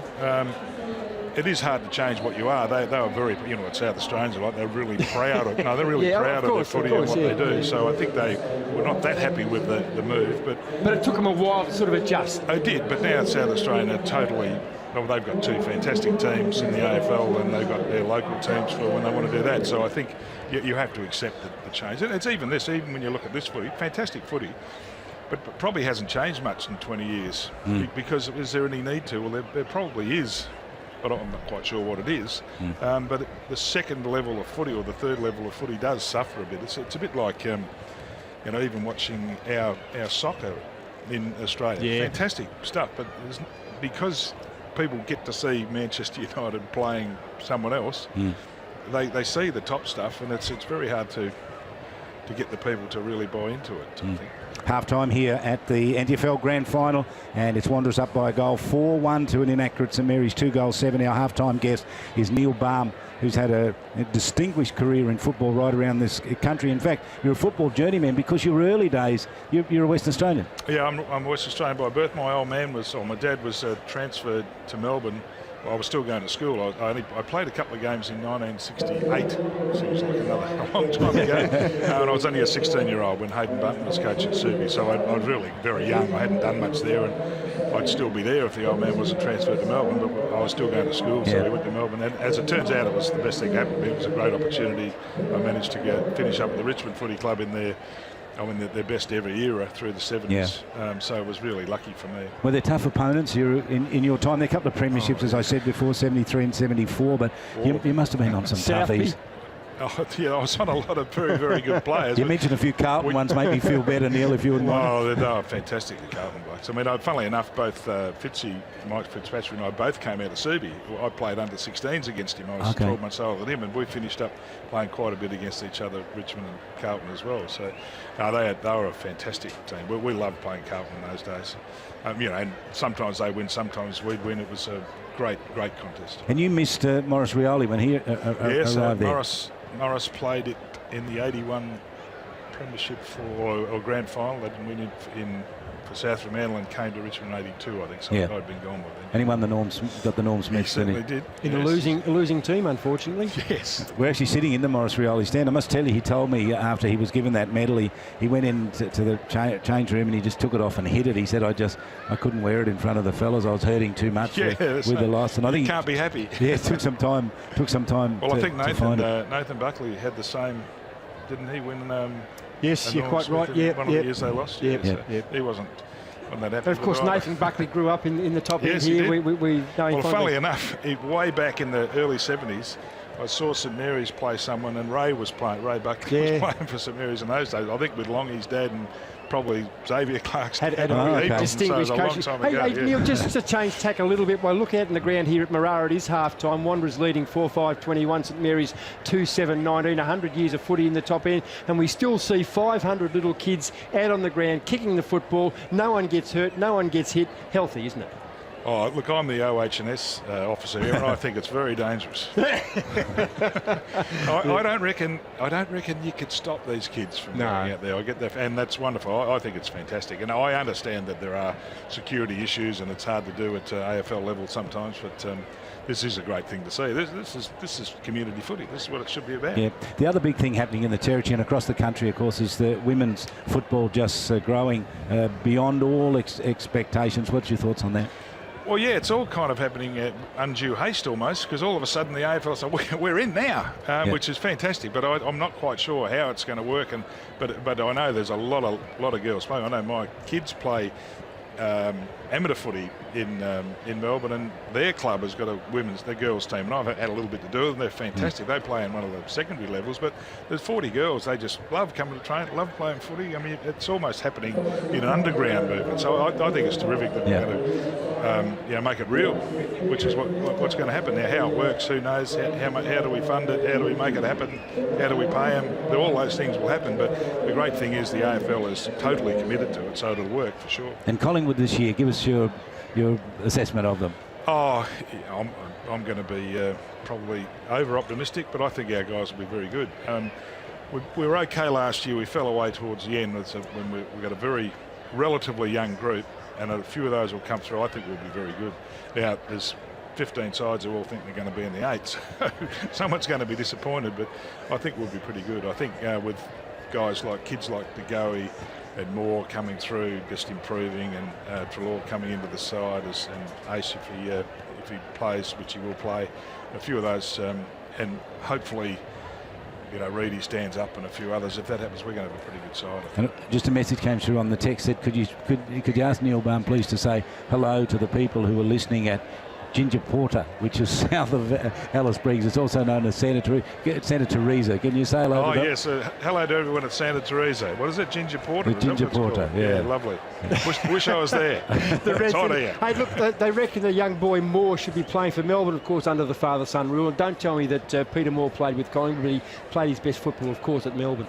Well, he had a choice. He did. Oh, did he? Yeah. Oh, okay. Yeah, so Peter Moore did in fact play the record. Oh, I don't know whether he played 100 there or not, but he would have had a choice, and he would have chosen Collingwood, I think. we differ. I've still got a soft spot for Melbourne, but I think he would have chosen Collingwood. Now, we'll have to wrap it up, but just I want to ask you, if you were coaching these two teams here, what would you say to them? What would you say to St Mary's at half-time?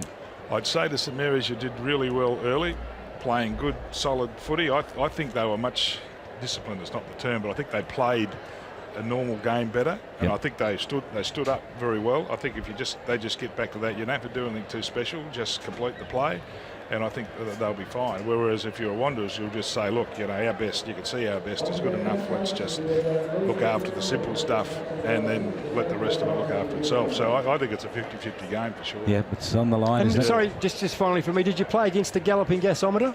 Yeah, I did. Yeah, and of course his son Rick is coaching St Mary's. I didn't realise that was him. Yeah. Oh yeah. No, I'm really good. I actually trained a fair bit with Mick. We trained at Caulfield with Johnny Tolman. He's a lovely bloke. He was really a fantastic person. Have a look at Rick Nolan when you get a chance now, and you'll see a little bit of galloping gasometer there. He was a good friend, actually. Yeah. Neil, thanks so much for joining us. Great to have you in Darwin. Good luck with what you're doing. Pleasure. Thank you. Thanks for inviting me. Neil Balmer's joined us here on ABC Local Radio in the commentary box here at Marara. It is half-time in Butterworth, and Wanderers up by a goal, 4-1 to 2-7. How great to have a chat with Neil Balmer. Was it? And you've called him a journeyman. Started as a player, of course, and he was a rough, tough, mad bloke that played with Richmond in some halcyon days, then coached at SANFL level, AFL level, and now he certainly is an administrator, Charlie, an administrator of the highest order. This is the NTFL. Streaming everywhere on the ABC radio app and on TIVA Radio. And it is half-time here. The commentary team starts to make their way back into their chairs and sit down and look out over the oval. The kids are leaving and the umpires are out there. Wanderers start to make their journey back out. St Mary's are already out there, as was the case at the start of this match. Jared Eilert gets himself comfortable. Tash Medri's making her way back down to the boundary line. Kieran Davis will be with us shortly, and we'll analyse some of those stats again. And Dominic McCormack, Ian Butterworth with me, Charlie King, here in the box. We'll go to you, Jared. What do Saints do from this point on? Yeah, look, the last 10 minutes of that second quarter absolutely killed St Mary's. The work rate, the fitness, I think Wanderers have actually got a handle on the discipline and just getting the right balance in that space, and they overrun St Mary's in the last 10 minutes of that quarter. The forward entry for St Mary's into Darren Ewing wasn't great, but Daniel Weecher, absolute superb quarter from him for Wanderers. Indeed it was. It's been a good... who would you give votes to in that first half, Jared? Yeah, I've got Thomas Motlop, Jackson Geary and Daniel Weecher. Okay. I think Geary's terrific. I'll agree with you on that one. We're voting, you and I. Are we? Yeah. Oh, okay. Just so that you're aware. I've got a bit of an insight. Daniel Lewis, does he need to do... He can't do anymore. He's just winning everything, isn't he? But they've got to get the clearance. You can win all the rucks, but it's the clearance. Yeah, well, it's just that last 10 minutes. They certainly had plenty of the football with the last 10 minutes. Dom, I want to ask you, what about Darren Ewing? I mean, the drop mark is going to stay in my memory for a long time late in that quarter. Really, I mean, it's a 2-goal turnaround. Yeah, it needed to take it. It'll be very interesting to see what sort of changes they make up forward, and I think we're seeing it right now, actually. Shannon Rioli going down. Can you believe it? Shannon Rioli to full forward, and Darren Ewing's been brought up to the half-forward line here, so certainly not a move that I would have expected. I was talking in the back of the box with Natasha and Jared about, in fact, putting Cameron Eilert to full forward, but Shannon Rioli in the goal square, marking him Sam Christie. Yep. Wow. And Cameron Eilert goes across the half-forward line here. Umpire holds it aloft. Second half about to get underway. Lewis against Miles. Lewis wins it again, taps it nicely. Williams comes away off the left boot, punches it down forward in the direction of McFarlane. Got around him and Daniel Motlop. The recovery of Daniel Motlop a little better. Played some tunnel ball back between his legs to Mitchell Taylor. Couldn't pick it up. Geary on the clean-up. Handball out wide. Saints under pressure now. Gets to Ben Rioli. Drops it on the right boot. Searching for Cameron Eilert. Gets him in the pocket. They get to him. He's lost the ball to the boundary line. Geary with the handball. Bounces in the danger zone. Saints with control of the footy here. Rioli gets hit high. Shannon Rioli's going to draw a free kick about 25 metres out on a slight angle. The coaching masterstroke, Charlie. It's about to pay dividends. Well, potentially. It's 200 game, Shannon Rioli, and there's no doubt Rick Nolan would have put it on him and got the teams to get a little bit motivated by that milestone. 200 games, Shannon Rioli at full forward could pay off in seconds of the third quarter. Anything puts his team in front. Shannon Rioli, angle about 45. And the distance, well, forget that, 20 metres. Gets in, he gets a little nervous in his run in, gets the stutters a little bit and then misses to the left. That's a poor miss, and he's had 2 poor misses today. And this you get the feeling he'll come back to haunt Saints. Probably the biggest criticism of Shannon Rioli is his goal kicking. He's a super player, but he dropped his head as soon as he kicked it. St Mary's bring the ball out, favour the outer side of the ground, and mark taken there. Nice mark taken. That time Joel Cabillo, left half back, grandstand side, cleared defensive 50. Cabillo goes inside, looking for Shannon Motlop. He is dispossessed. Well done to the defence. Picked up that time by Wheatra. Wheatra gets it once again back to Cabillo. Cabillo goes to left half forward. Cook dropped what he certainly should have taken, running hard. Jakura kicks the ball off the ground. Musgrove's got to lift his game. Erlinson off the ground, not 15. Play on called the umpire. Correct decision. Iggy Vallejo, the big body, moves and barges his way through. Centre half forward. What are we going to do? We've got a free kick, and the free kick will go St Mary's way, centre half back. Kick the ball wide. Out they go Vallejo. Vallejo outside defensive 50. Goes up along the outer wing. Geary, been productive, been very, very good. On the non-preferred left, goes inside. McFarlane takes a mark down on his knees. McFarlane, 3 kicks from goal, has a player wide once again. Geary it is. Geary goes inside as it Geary kicks the ball into Ewing, and I reckon it's his first touch and his first mark. Yep, the ball delivery was on my list in terms of what St Mary's had to work on to their forwards, and that was perfect. Take a leaf out of Wanderers' book. Darren Ewing, left of centre, man on the mark is Daniel Wheatra, 40 metres from goal. He is a left footer going to the airport end, not on the board for the goal kicking. They trail by 5 points. Ewing, a specialist. Ewing, still a specialist. Goal, and the St Mary's green team are in front at the 3-minute mark of the third term. Yep, he doesn't need too many opportunities to kick the goal, but I have no doubt whatsoever at half-time Rick Nolan would have given him a spray. We'll just get down to Tash. Tash? Yeah, what a goal by Darren Ewing. I think Dominic McCormack needs to start coaching, and I'll be one of his assistants. We called that at the back of the box as we spoke about just before the game started. Great goal, and they needed that one to take the pressure off. Dom. Thanks, Tash. There's a great difference between the commentary box and reality, let me tell you.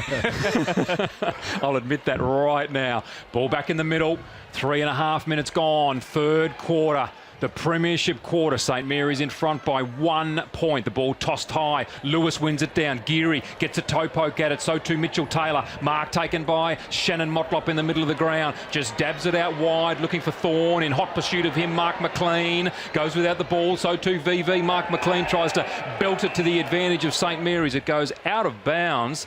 The Eagles calling for a deliberate, and the umpires, I think, Ian, quite sensibly having nothing of that. Absolutely. Boundary throw in. Grandstand side, it is Lewis and Miles. Lewis wins it. It goes straight to VV. Wilson on the ground. That's Justin Wilson for St Mary's. Gets it. Nathan Jakura belts him to the ground, and the umpire says, I'll have it again. Be a ball up about 25 metres inboard from the boundary. Right in front of the grandstand. Great crowd here this evening. The ball tossed high. Lewis goes up again, wins it again. This time straight down to Duncan Seedon. Got rid of the ball. Wilson got a handball away to Bath. Now on the left boot. Torpedo. Will it stay in? No, it won't. Out of bounds on the full. Gain distance, but Daniel Motlop to take the free kick at left half back for the Eagles. Nathan Jakura down there. Natasha coming off holding his jaw, the left jaw. I reckon the errant boot of a Wanderers player might have got a bit of friendly fire. McFarlane now comes from half-back, kicks it up towards the wing. It's a good long kick. Cook from the back. Couldn't get there. Front to Raf Clark. Got it towards Lewis. Lewis out to Labastida, on to Biggie Vallejo. Comes off the wing, pumps it along inside 50. Shannon Rioli there, but it's coming in from the side. Terrific mark in defence there, taken by Daniel Wheatra, and geez, had a good game. Kicks it out wide, searching for Thomas Motlop. Got the best of it, pushed it towards the boundary line. Ben Rioli with him, taps it back in the field of play, only for Motlop to feed on it. Motlop caught with a ball towards the boundary line. They can't get clear here, and the umpire says he will ball it up. Sam Christie seen over the boundary line with the ball in his hand. Check the score here. 3 goals, 8 St Mary's, 26 Wanderers, 4-1-25. Ball belted back over the boundary line again. Jared. Yeah, and I wonder if Tash can give us an update on the injuries, because I can't see Anthony Long down on the bench for St Mary's, and Kieran Parnell has not moved since the start of this quarter. Yeah, and Nathan Jakura has been checked out, and he's all good to go back again, and I'll check up on those injuries, Jared. Kick and a half out from the St Mary's goal, left half forward, going to the airport end, a series of handballs. Jerome Motlop kicked it up and under, not 15, play on. Big chance now, the Wanderers defence working overtime. Daniel Motlop dropped it, he was under a fair bit of pressure. Jerome Motlop back there, it's in the goal square. St Mary's deep in attack, airport end, 5 metres from their goal. They lead by the solitary point, 6 minutes into the third term.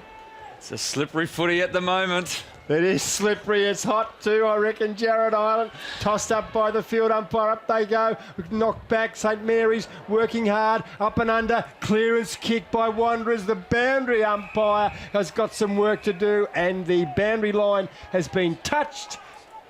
Not deliberate, and we'll have the boundary throw in 65 metres around from St Mary's goal, right half forward, grandstand side. Boundary throw in to take place now. Lewis up against Miles. Miles wins it well, went to Seaton. Seaton comes out here to Cabillo, the high up and under. Iggy Vallejo underneath it. Smart did well to put Iggy Vallejo off, and Cook comes in. High tackle perhaps on Iggy Vallejo? No, the umpire's having nothing of that. Right in front of the grandstand. Why not? Well, don't seem to be having anything of it, Charlie. That's been the theme so far. From the ruck contest, the ball pushed towards Labastida, held on to by Thomas Motlop, gets up, takes possession, handballs to no one. Jakura comes through and picks it up, crashes through the pack. The high up and under marked on the chest by Daniel Lewis. Right centre wing, takes that mark.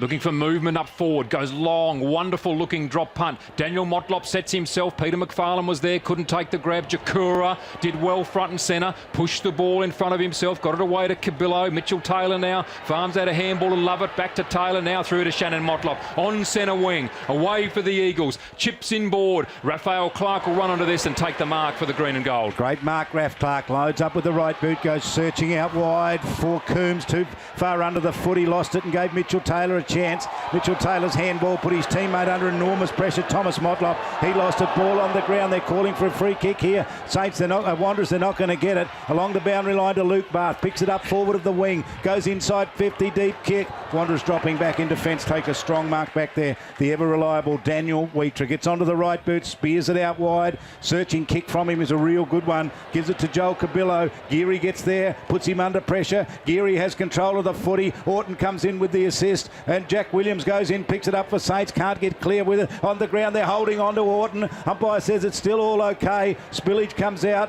got by Cameron Island. Handball over the top to Orton at 50. Wilson gets there, got the handball back into play. Simon Bates on the high clean up there by Wanderers. Umpire let it go on. It's going to get a little dangerous for them. Goes towards the boundary line. Mitchell Taylor sees it safely over, and Cooper calls for the free kick. Players getting a little frustrated. Charlie, Kieran Parnell's gone back on. He's come off for Michael Coombs, so he's just playing the rotation through the midfield there. He's on Shannon Motlop at the moment. They need to get him forward. Charlie's a liability. The Wanderers have 30 more kicks and 20 more marks than St Mary's, but St Mary's have 10 more inside 50s, but not converting. They're inside forward, 50 St Mary's up and under, over the back, can't take the mark. Deep in defence, left goal or behind post. Out of bounds 1 metre around from the St Mary's goals. To be tossed in by the boundary umpire, deep in the forward line. The Saints leading by the solitary point, coming up 10 minutes into the third term. Going to the airport end, St Mary's in attack, over the back. Wheater, who tried to play the ruck, he's playing at fullback, he's playing everywhere. St Mary's inside this time. It was Eilert in the direction of McFarlane, can't take the mark. Geary nose over the football. Jackson Geary into everything. He's like pepper and salt. He hung onto the football, and it'll be a free kick. Bad luck, he really attacked the footy, but Neil VV between full-back and centre-half back will clear for the Muck-Mucks. VV with that free kick. Kicks and is cut off there by Cameron Island. He couldn't take the mark. The kick out there was looking for Smart. Didn't find him. Be a boundary throw in. Labastida and Thomas Motlop. Yeah, that was Natasha. A high hit. He's absolutely punched Henry Labastida then in the face, and he got away with it. Well, the boundary throw in.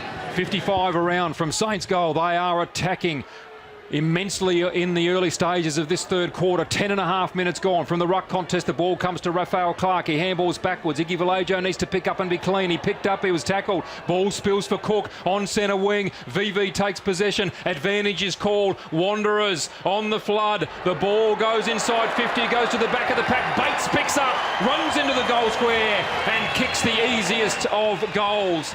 After all that attack, St Mary's concede another goal. Wanderers 5-1. 31, St Mary's 3-8.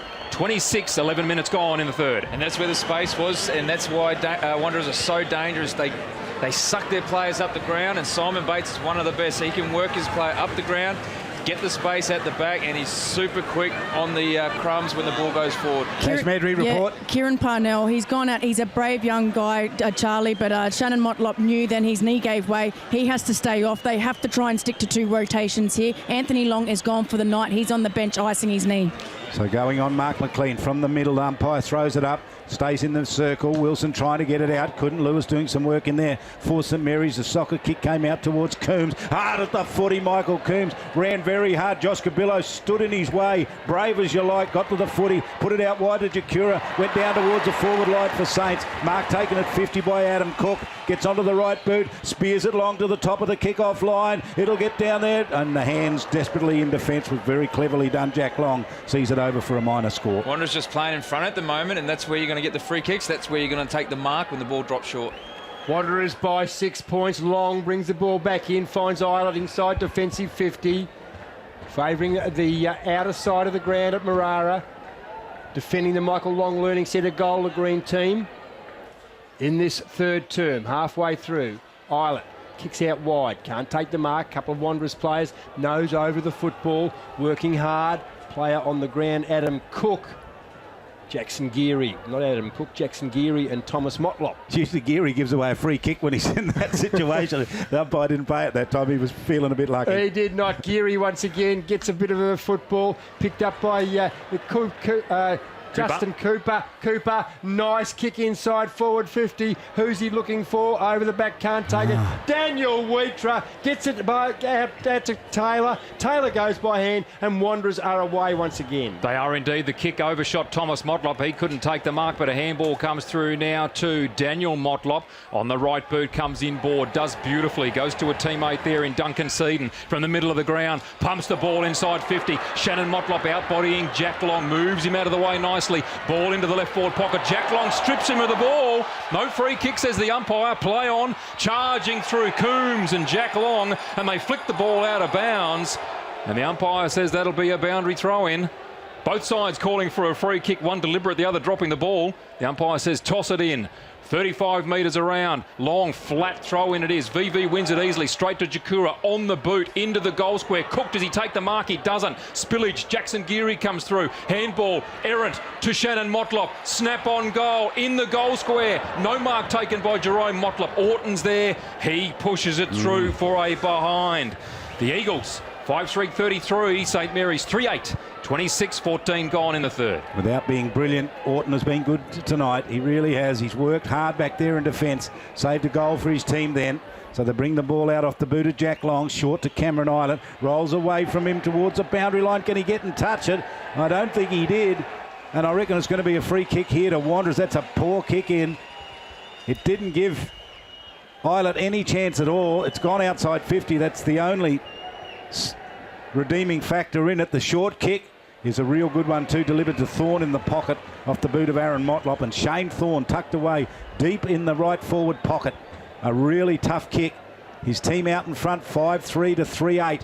This could be a big blow for St Mary's and a real booster for Wanderers. He's outside the field of play, this tall, lanky player.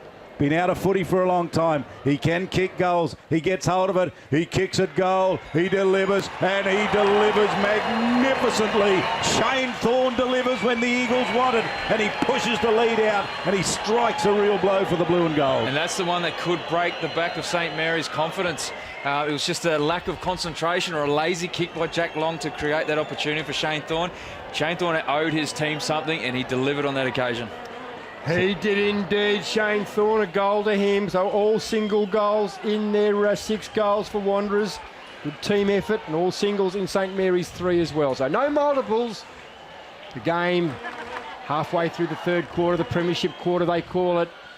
Third umpire Jack Howard. VV against Lewis. Up they go. VV up and down and wins the tap. Gets it, but only as far as Eilert. Eilert smashed to the ground. Gets the ball out to Jack Williams. Grandstand side. Williams is dispossessed. Hard at it. Picked up Carl Load. Hasn't done much. Load under huge amounts of pressure in the back. Surely play on called the umpire. Should have been a free kick. Wanderers left half forward. Andrew Lovett had a good patch in that second term. If he can lift, they're well and truly home as Carl Load is hassled, harried and pushed over the boundary line. JJ Motlop, well done to you between wing and half forward. Grandstand side. Wanderers in attack. They do lead 39-26, 13 points, 16 minutes into the third term. Ruck contest, one down by VV. Coming through strongly was Cameron Eilert, couldn't take possession. Erlinson can. He's dispossessed. Iggy Vallejo just hacks the ball out of the air.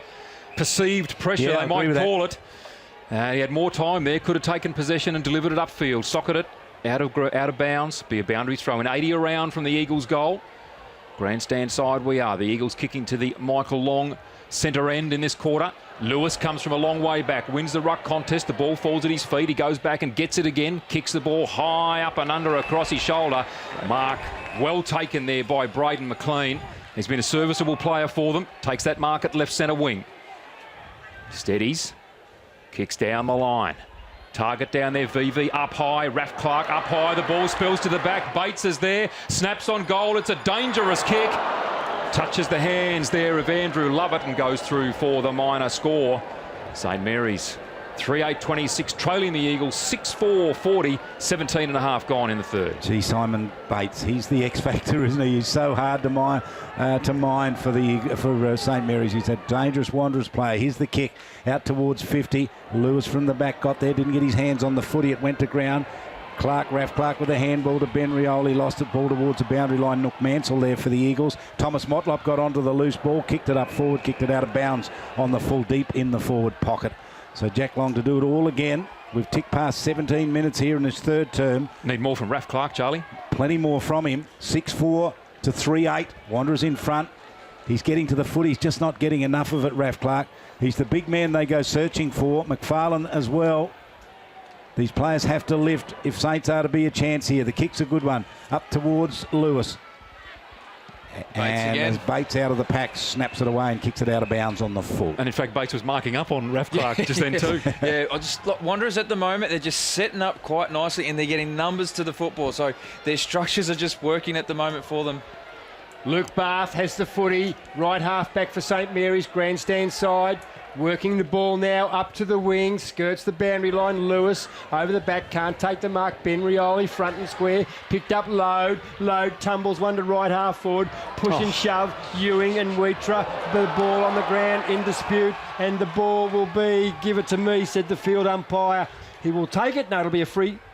I'm quite sure. Ball up, Ian. You're right. Up, yep, ball up, right half forward. Inside forward 50. St Mary's heading to the airport goal. They trail by 14 points. Ball now again in dispute. Wanderers defence closing up. Hard taken high, that Wanderers player, and it'll be a free kick because he put his head down and really brave. Well done, Shane Thorne. First hands to the football and you've got to get your head over it. Well done. Shane Thorne with the free. Takes that from the left back pocket, drills a beautiful kick to Andrew Lovett. Tried to take it on the chest, couldn't do so. Wilson onto it, caught, gone. Absolutely. Just too slow to deliver the ball. Wrapped up by Nathan Jakura, Justin Wilson. Left half back. The Eagles, they are on to everything. His kick short goes to his captain in Aaron Motlop. The boundary umpire says that's fine. He's taken that millimetres inside. Say all you like, Luke Bath. The crowd are helping the umpire with that one. He was on the spot. Was taken. The umpire, well done. Aaron Motlop kicks long down, left centre wing. The big men are up. Raf Clark got hands to it, couldn't take the mark. Nook Mansell was in, couldn't get it. Errant handball comes out to no one in particular. Orton gets it somehow to Jack Williams. Jack Williams, a quick kick off the right boot, cut off there by Mitchell Taylor. Mitchell Taylor, beautiful play. Not only did he cut it off well, but he put it magnificently onto the chest of Nathan Jakura at left half forward. Jakura now looking for targets. He's going to go long. Down there, Bates was the high flyer. Couldn't take the mark, and the ball trickles over the boundary line. 15 metres away from the Eagles' goal. They're deep in attack, left forward pocket. again, because Wanderers have the numbers around the football, St Mary's have to actually, when they get possession, just get the ball onto boot, and that doesn't set up nicely for the forward line Ruck players. contest, the ball comes to Shannon Motlop. He's man-handled this occasion by Coombs. Coombs did beautifully to dispossess him. Ball comes out to Lowe, got a handball to Wilson, got it out to Coombs, couldn't handle it cleanly, comes to Miles. He's dispossessed by Wilson. Wilson, the quick kick. It's under pressure again. Goes to the chest of Mitchell Taylor at left centre wing. Gee, if Wheater doesn't get you, Taylor will. A little bit of a cramp, I reckon. Mitchell Taylor uses the handball back to Thorne on the wing. Gets onto the right boot, pumps it up deep inside 50. Crosses the 50-metre line. Big fly there, Lewis. Ball goes to ground. Clean-up work was done pretty well back there by Jim Musgrove, and gave it to Orton, and Orton's kick is a beauty out to Geary. Finds him in the centre of the ground. They've got runners everywhere. Saints here. Out wide they go. Searching kick out there for Labastida. He did well, the boy from Alice Springs, but he gave the handball away. Spillage here for Wanderers. They can't get to it. Labastida with a handball over the top. Third touch from Labba. Labba gets into space, gives it to Ben Rioli unnecessarily. Ben doesn't let him down. No, he doesn't. Runs it and kicks the goal. And Labastida take a bow. Absolutely. He didn't know what to do in that situation, whether to kick it or handball, and he's got a bit of a tagging role on Thomas Motlop, but he just kept persisting with it and got the handball to space to Ben Rioli, and Ben Rioli didn't let him down. And I reckon, Jared, Thomas Motlop in one of the contests went to ground, and that was the trick because Labba held his feet. Absolutely. Back in the middle, Lewis. How good is Lewis going at the moment? He is in everything. I reckon he's been the player of this quarter. He certainly has. Lewis against John O'Miles. They've got to get the clearance though, Tash. There's no point getting a hand to the footy in the middle. Lewis, Daniel Lewis, St Mary's. John O'Miles closing in on three-quarter time. Luke Bath taken by the leg. No, he's to throw the ball away, said the field umpire. 6 of one, half a dozen the other. Bath's got a cramp. Josh Cabillo in the centre of the ground in the corridor.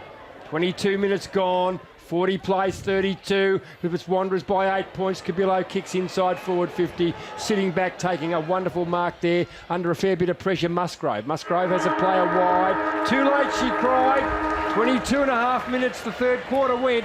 Wanderers lead with 1 quarter of footy to play. 6-4-40, St Mary's. 4-8-32. So 8 points the difference here, and it's been a pretty interesting quarter. Just quickly, goal kickers from you, Dom. Thanks, Charlie. For the Eagles, who lead this contest, all singles: Aaron Motlop, Simon Bates, Shane Thorne, Nathan Jakura, Adam Cook, and Shannon Motlop. For the St Mary's Football Club, again, all singles. Ben Rioli, who kicked the last one just before the three-quarter time siren. Darren Ewing, Peter McFarlane, and Justin Cooper. Conditions. Wanderers 6-4, leading St Mary's 4-8. It is three-quarter time here at Marara in the grand final. TIO. This is the NTFL. Amart Sports is your home of great sports. With all Streaming the gear you need. everywhere Get a on the massive range of ABC fitness, radio app cycling, and on sporting TIVA equipment and Radio. games. With clothing for any reason and footwear for all the seasons. Crowd From the starts biggest to sporting shuffle brands around in in the their world, for the seats, very and best many prices get up and walk guaranteed. out onto If the you're a ground. That's footy where you want to fanatic or be. a Saints freak getting for a fitness, real relish the racket huddle of or supporters flex making their your way, and you look to the Amart other Sports end. has got you What's the covered blue with and gold 50 heading out stores there for Australia Wanderers? wide. Let's put For this a in great range of perspective. great St brands at Mary's great prices. won Get in store or last, shop beaten online last year in the at grand Amart final, Sports won the today. year before. So it's Boys, 3 years in a we're a row these real two big teams have problem. played against It each other. belongs to you. Tonight could be the It decider. belongs It's a bit to like a me. tennis It match, belongs Dominic, to isn't it? everybody. It is a bit like a tennis match, but I'll talking tell you about what, family there's no violence. tackles being laid It's in a tennis time match like we there said are out there at the no moment. This more has been a family very violence, physical isn't it? game, and I'll be interested to hear Think what about Natasha it. has to say, but you could see many of the players really starting to feel the effects of this contest on both sides. People going down with cramp and Family really violence is a starting community to problem, feel the and it effects. needs a I think St community Mary's have response from done all of us, very well and thus far, sport is a big particularly part of given that. that But for we can the all greater do our part of this bit match by they've being been more down respectful not one to each other. rotation, Yep. but Please two make due to this the year injuries to the Anthony year Long and we Kieran say Parnell. no I wonder how much it'll come back to them in this last. My housemate woke me up to ask where my car was. Turns out we left the front door unlocked and someone helped themselves. Protect yourself against crime. A momentary lapse is all it takes, even if you are home. There's pure chance they're quicker to steal keys than to hotwire a car.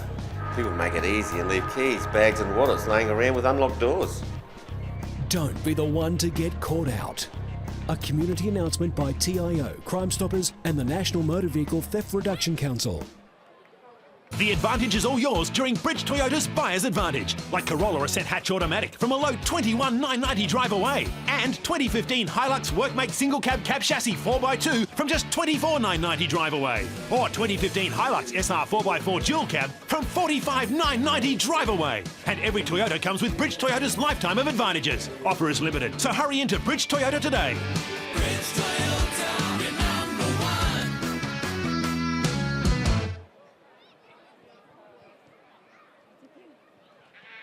It was a lot more even. Wanderers in the first two quarters absolutely dominated possession, but St Mary's really brought it back in that quarter. Wanderers 40 kicks, St Mary's 35. 11 marks to 10. 10 inside 50s apiece. Wanderers had 3 centre clearances to 1, and St Mary's had 10 tackles to 9. Gee, Jared Island, everything's really closing up and closing in. It is Wanderers by 8 points. It was Saints by 7 points at quarter time. The Muck-Mucks by 6 at half time. They lead by 8 points. A massive 8 points in the context of the game. Is it enough? This is exactly what we want in a grand final, isn't it, Butterworth? But for me, the centre clearances is going to be the stat that if one team can actually get the upper hand in that space, they're going to win the game. Well, is it gone? Have Wanderers got the momentum? Well, I think they threatened to break the game open. They looked like they were getting into space. They were playing in front. They were taking the marks because they're in the right position. They were setting up and have the numbers around the contest. But St Mary's were able to stay with them and actually kick a goal in and amongst that that threatening style of play. So I still think it's anyone's game, but the centre clearances is going to be where it's won. And before we get to you, Charlie, we better get some goal kickers. There's no multiples. No, done those. You've done those? Yeah, Well those, done, 10 of them. There was 10 of them. All 10 of them. All 10. Jared, can I ask you, 1 goal 5 in that second term for St Mary's? They're going to rue that. Absolutely, and they've got the quality of player up in the forward line to kick the goals. So whether it's fatigue, because this game has just been red hot from the start, or whether it's the perceived pressure from the likes of Daniel Wheater, Braden McLean, Daniel Motlop, that is actually in the back of St Mary's minds when they're having a shot at goal. And just I'll let you know too, Wanderers won back-to-back premierships in 81, 82 and 82, 83, and they beat St Mary's both those times, so they're trying to emulate that again. And looking out on the field there, I can see so many, and I know many of them, those Wanderers players from yesteryear, and standing there with a pair of jeans on and a good lot of curly grey hair on top of his head is the great Maury Ryan. Maury Ryan. I knew you were going to say Maury Ryan. There he is. Was a Nichols medalist and played for Wanderers as well, so he'll be hoping for his team there. They have a real lot of them came into town last night. I was talking to Gus Wanganeen, a great player for them. Great names. Coming from Adelaide to be here, so Wanderers got them with them looking on, but can they deliver for them? But it's going to be one for the ages if Saints can do it, Jared. Absolutely, and everything on the line here. Daniel Motlop, question marks whether he plays on next year. Iggy Vallejo, question marks if he plays on next year. Shannon Rioli's 200th game. There's just so much to play for. Sorry, guys, I've got Dean Rioli here. Premiership quarter, that third quarter there, but you've put Shannon Motlop in the forward square, in the forward line, sorry. What do you have to say to your players? You've got the pressure right on St Mary's at the moment. Yeah, look, Shannon's a very good one-on-one player, so if we don't get it in quickly and isolate him down there, then, you know, it's basically useless. So our midfielders are doing a good job and they're matching them around the contest, but we just need to make sure that we get the ball in quickly and then give our forwards a chance one-on-one, because I think that's where we're stretching them at the moment. The midfield's even. Our back six are doing a fantastic job, but for us to win this quarter, it's just purely about isolating their defence and getting it in quickly. And since half-time, the discipline's really come back in too, and the X-factor, Shane Thorne, that goal from the boundary line was just absolutely brilliant. Yeah, look, that's what he does, you know. So we just want Shane to make sure that he works defensively, and then we know he can do all that exciting stuff. But as long as he plays his role in defence, then we're happy. Good luck and thank you, Dean. Thanks, Tash. No coach in the territory would ever say no to Natasha Medbury when she turns up with the microphone. Dean Rioli there with them. And just looking down at the Saints interchange bench down there, it looked like the battlefield of Waterloo. Players lying around everywhere. Off the ground. He looks like he's got a bit of a hamstring problem. He's doing some stretching down there. Jared, what can you tell us? I think it's just part of the rotations. He won't be off for too long, I don't think. But obviously a big concern for St Mary's, the injuries. Wanderers so far, full bench to throw at St Mary's in the last quarter. Okay, well, hold on to your hats. Hold on to your seat. 25 minutes and a little bit to decide who's going to win this grand final. It is set up for a beauty. 8 points the margin here. Wanderers down by 7 at quarter time, up by 6 at half.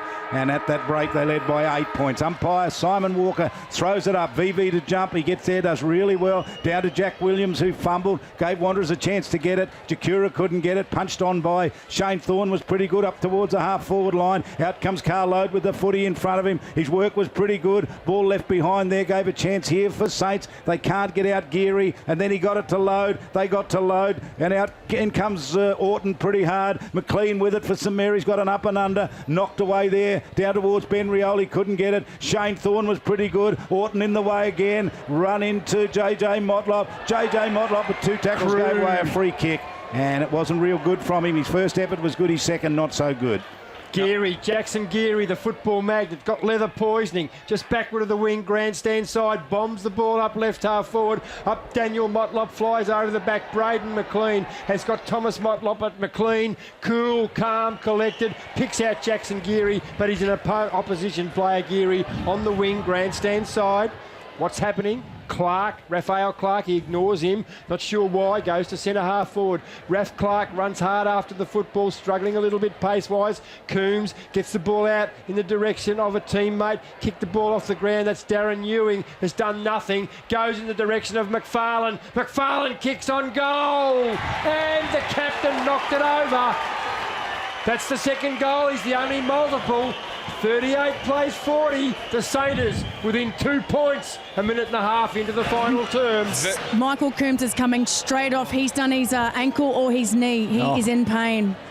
That's his left one, Jarrett. Yeah, that's not a good sign, and Michael Coombs has been an absolute contributor for St Mary's with his pace and attack on the footy, but very rare for St Mary's to get space like that, and Peter McFarlane had to convert, and he did.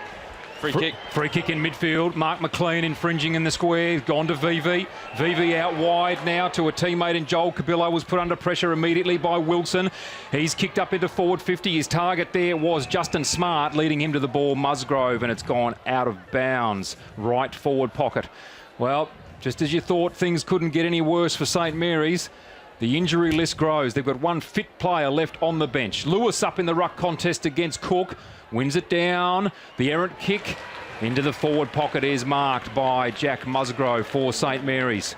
Wanderers on the attack, but Musgrove snuffs that out for the moment. Plays on now. Kicks long. Up towards half forward. His kick is poor. It's cut off there beautifully by Braden McLean. That's a terrible kick by Musgrove. McLean now brings it inboard. Goes to Josh Cabillo. He marks in front of Cooper. Yes, setting it up nicely here, the Eagles. Looking for a bit of movement. Shannon Motlop out wide, about 15.1 metres, calling for the kick from Josh Cabillo, I should say. Drives it down the corridor, inside 50, up they go. Iggy Vallejo punched it away from Cook. Geary front and centre collected, got it to Jack Williams, who needs to lift and do more. He kicks out wide, looking out there for the run of Carl Lowe. The boundary's going to beat him to it, and the ball goes over the boundary line in front of the scoreboard. Free kick. And it is a free kick for deliberate. Well, he had nowhere else to go. They were all Wanderers players, and he kicked it really wide towards the boundary line. The umpire has made the decision that he didn't try to keep the ball in play, and he's been penalised. So here's the kick back. Wanderers are going backwards with it, and they deliver it out there towards Daniel Wheater. Started up towards the wing he goes. Kick not the best. They've dropped it. Carl Lode on his clean-up was pretty good. Hotly pursued out there by Nathan Jakura. Kick up towards half forward. Ewing got the free and draws the free kick. Gets onto the left boot. It's an open goal line. Bangs it goal. Goes right across the face and misses out to the boundary line about 10 metres around. He missed by a long, long way. Did the big goal kicker. He's probably lucky he didn't go through a point, because that would have suited Wanderers very well, because they were set up for the return fire. Luckily for them, positioning in the forward pocket. Tossed in by the boundary umpire, left full forward. St Mary's deep in attack at the Michael Long Learning Centre end. Now Wanderers have got to defend hard. Wheater running after the football. It goes back, flips the ball out to Geary. Geary up and under, top of the square, out of bounds on the full, methinks. Out of bounds on the full it is, and left full back. The ball will be brought back. Looks like Josh Cabillo down there to bring the ball back. Dominic McCormack. Josh Cabillo it is. Yet again, another wasted opportunity for the green and gold. Josh Cabillo, left back pocket. Almost 5 minutes gone in this last quarter. The lead, 2 points to the Eagles. Cabillo with the long kick out, reaches half back. Lewis couldn't take the mark, comes to the back of the pack. Bath just hacks it off. And then the kick out away from Taylor goes straight out of bounds. St Mary's calling for the deliberate. And the umpires are going to say, nope. Gee. You toss that back in now, Charlie. Oh, the word with you, inconsistent Yes. comes to mind. That is a very inconsistent decision. There was a free kick given over there earlier on. Boundary throw in. 50 away from goal. Lewis and VV, neither can get hand to it. Taylor comes through strongly, gets a handball away as he hits the ground. Geary comes in and picks it up. He has leather poisoning. The left boot unloads. Clark, in fact, it's McFarlane up. No one takes the mark. Thorne comes through, delivers by hand to Wheatra. Wheatra calm. He delivered that beautifully out wide to Duncan Seedon. Seedon now into midfield. Load challenges Mansell. Mansell couldn't take the mark. Load collects. No, not just yet. Manages to push it to the advantage of Musgrove. He shepherds off Cook, was held. The ball comes to Geary. He goes to Clark. Clark on all fours. Gets the ball away, but cleaned up by Mansell. Jack Long thumps the ball away from Shannon Motlop. They still haven't got control, St Mary's. Shannon Motlop does. Toes it away in front of himself. Iggy Vallejo dives in on it. Stripped by Motlop. Ball spills. Wanderers have possession. Motlop. Good handball. Good handball it is to Lovett. Can't handle! And goes through for a behind. Well, pressure football. Fantastic play, both teams. Wanderers lead by 3 points. Absolutely pressure football, and Wanderers kept their feet in every contest then, and just unlucky that ball slipped out of Lovett's hands. Long has gone towards Orton, who's dropped the mark and then has gone over the boundary line, pushed over. And you can hear the Saints supporters screaming. They said it's deliberate. And the umpire says, no, throw it in. And they escape again. Duncan Seedon doing the damage that time. Here's the kick off the ground. It's come out to Wilson. He's across half back, just up towards the wing. Got on the right boot. Went with the kick. He's going to find Lavastida in front position. Runs hard at the footy. Bates gets to him. Dispossesses him. Ball on the ground. Courage there by Ralph Clark. Hard at the footy. Pack gets over the top of it. Geary burrowing in there. Can't get it out. And Geary and VV. Gee, they've been in a few packs today lying on the ground. Umpire says it's a 0-0 draw. Just have a look at Wanderers set up then. They didn't go to ground. They set up. They're ready for the next contest. VV wins the tap, knocks it to his team's advantage. Erlinson up and under, goes in the full direction of full forward. Motlop, that's Shannon running hard after it, leaves it for Bates. Bates is wrapped up and tackled unmercifully. Whoa. Tackled front on, given him a centre field umpire. That's holding the ball. Come on. He took him on. Gee. He went one way, then the other. It's tossed up 35 metres around from the Wanderers' goal. Knocked down. Wanderers have got a couple of players here. Picked up Cabillo. Cabillo gets the ball out to Erlinson. Dropped it red hot. Absolutely red hot that time. Raphael Clark gets the free kick. No, it doesn't. It goes back to Mark McLean. Grandstand side. Left half back. 41 plays 38. Wanderers by 3 points. Big Daniel Lewis didn't quite take the mark. 8 minutes in. Wanderers by 3 points. And we've got a free kick. Kicking in danger. It was kicking in danger. You're right, Natasha, and Josh Cabillo on the wing favouring the grandstand side will pump the Muck-Mucks back into attack. Cabillo, in fact, handballs off to a teammate there in Braden McLean. He kicks long into forward 50. The mark almost taken by Lovett. Spills to Wilson. Handballs to no one. Jack Long just carves a path through. Goes to Orton. Orton up towards centre wing. Cut off again by Braden McLean. In fact, it was Christie gets it out to McLean, up to half forward, kicking in danger by Thomas Motlop. I don't think there was any malicious intent in there, just intent for the ball. Dominic, Daniel Motlop's come off. He's just walking around the boundary line, but I reckon he's got a niggling injury. So McFarlane's probably, Neil Veve's picked him up. Carl Load with the free kick. Kicks long now down centre wing, and Carl Load looking the worse for wear. Lewis in for the marking contest. The ball spills to Cooper, clearly being held as he handball the ball away. Comes to Geary. Somehow clears the pack, gets the kick away to Labastida, drops the mark he should have taken close to the boundary line. Bath from 55 tries to take possession, being challenged by Christie. Couldn't take possession. Christie gets it out of bounds. Good tough play, held up what should have been an opportunity for the Green Machine. Players starting to cramp now. The intensity of this game has not dropped off, so fitness is going to be a factor. 9 minutes gone in this last quarter. The boundary throw in to take place here at left half forward. High toss in. Ralph Clark up against John O'Miles. The ball goes to the back of the pack. Cabillo tries to run through. Tackled by Ben Rioli a number of times. He spins through it. Gets the kick away. Cut off again by Load. Up into forward 50. Clark with an opportunity. Takes the mark on the chest. 48 metres from goal. There's a lot of calls for it short. He goes longer and in the corridor. I don't think he meant it, but Daniel Lewis has taken the mark 25 metres in front of goal. Well, he had two there. Ben Rioli and Lewis were there, so I reckon he rolled the dice, didn't he? One of them was going to get it. So Daniel Lewis, the centre-half forward come ruckman, has an opportunity to put St Mary's in front. They have not made the most of their opportunities. He kicks on goal and he puts it through the middle. St Mary's, they move on to 6-8, 44, leading Wanderers 6-5, 41, 10.5 gone in the last. Oh, Saints with their noses in front. Dean Rioli's come down to the bench. He's basically getting into his charges at the moment, and Michael Coombs is back on the bench as well, ready to go. Daniel Lewis has certainly deserved a goal for his work rate, and I reckon that's the loudest I've ever heard St Mary's crowd cheer. They've set it up. Hold on. We've gone past 10 minutes. And they're just in front, St Mary's, by 3 points. Wanderers have been tough all night. They will not go away. They've sent John O'Miles in to do the ruck work. He's big and he's strong and he's fresh because he hasn't had much of the rucking, and he wins it and he got the tap down, but they couldn't get the clearance. They'll come out of the middle. Saints here. No, they won't. A free kick goes against them in the middle, and it's going to be Cabillo that's going to get it. He's got it in the middle. And he will thump it from there. He gave it a wobbly old kick. It's gone down inside the 50-metre line. It bounces. No one can get to it. Cook at the back. It's a free kick for a hold, Charlie. Away, but a free kick pulled out of it. Load it'll be. Saints are going to get it. And Load with that experience, Charlie, down back. Did well, Carl Load. Has it across half-back. He's been good in this last quarter. Spearing kick is good to Cam Islet. They're looking pretty good here, Saints. I like the way they're building. Off unnecessarily to Orton. Gave it back to Cam Islet. Onto the right boot he goes. Kicks to centre-half forward.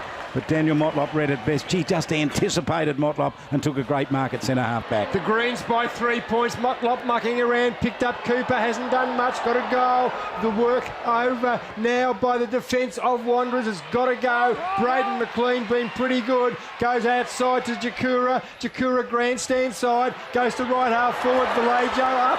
Belied his years. Well done, Iggy Vallejo. Ball out of bounds at right half forward. Grandstand side. Wanderers in attack. The Muck-Mucks trail by 3 points, 12 minutes into the final term. Jackson Geary's been a gun.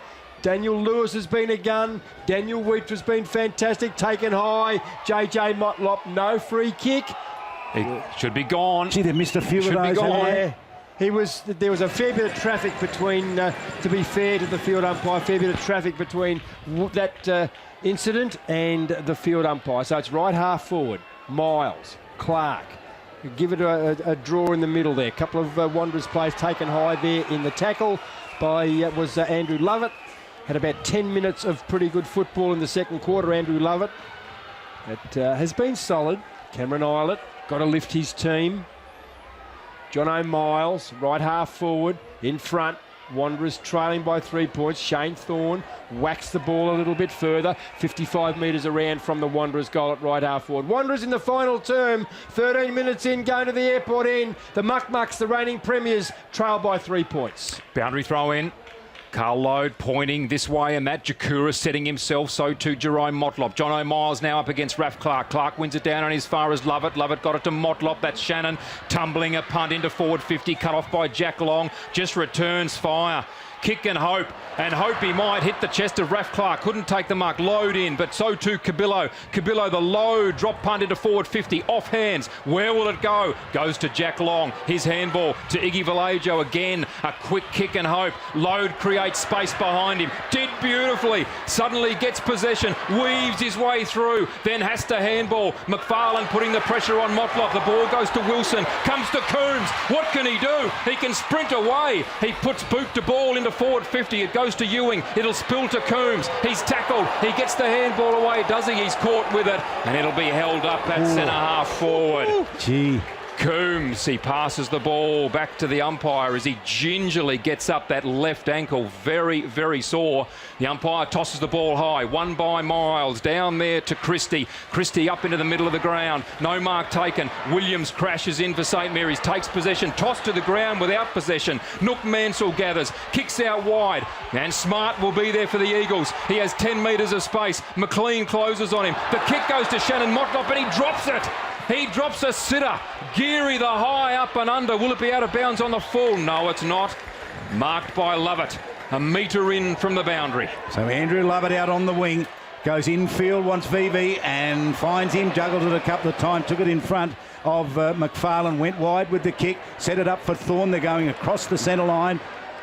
And Thorne's going to come back into the middle of the ground now. Steps around McFarlane. Did well. Gave it to Mitchell Taylor. Runs through the centre circle. Pumps it long inside 50. It's a deep kick. It got over the back. Cook was there. And terrific in defence. Vallejo comes out. Goes searching for Orton. Orton wins it. Drops it. Went to ground and punched it out a little bit further. Gave it to Geary. They close on Geary. Geary from the back can't get it. Aaron Motlop in front with the ball in front of him.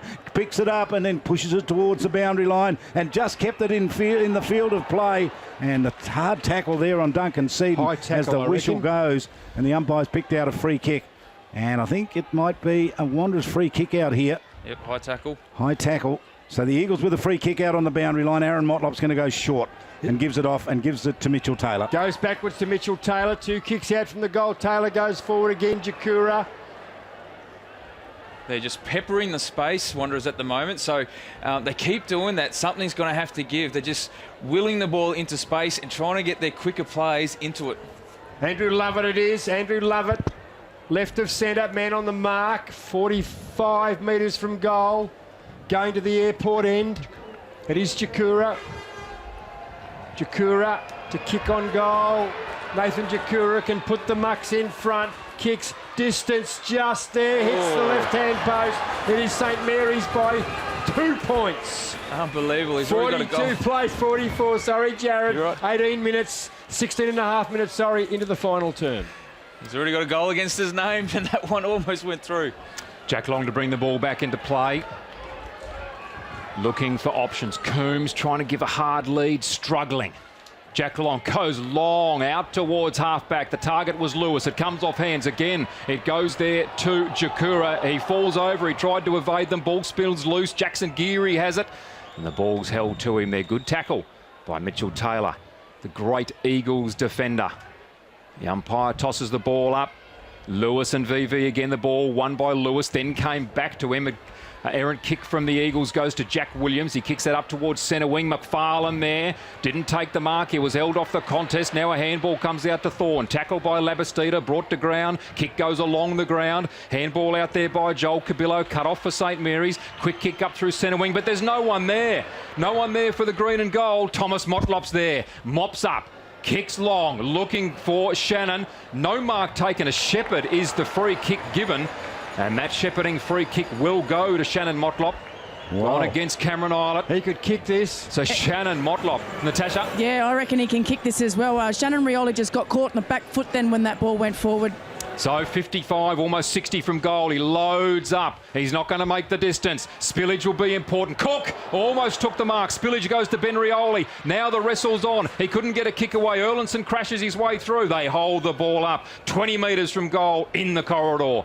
18 minutes gone in this last quarter. St Mary's lead by 2 points, 44 to 42. There's probably 30 players down there. All of them right in front of the Wanderers goal here. Got out to Wilson, tried to get a kick out. They do scramble a kick out to Orton. Gets on the right boot. That dangerous kick across centre half forward. But Labastida was there and kicks it out wide. Does really, really well and gave it to Williams. And Williams goes searching out towards the wing. That's a great kick. Ewing with the work in front of him. He's going to have to work pretty hard because he's getting pressure out there from Wheatra. Kicks it inside 50. Ball is on the ground here for Saints. Handball across to Shannon Rioli. Can he get it? He's got it in front of him. Shannon Rioli. Can he pick it up? He kicks it off the ground. He's lying on the ground and he kicks an amazing goal.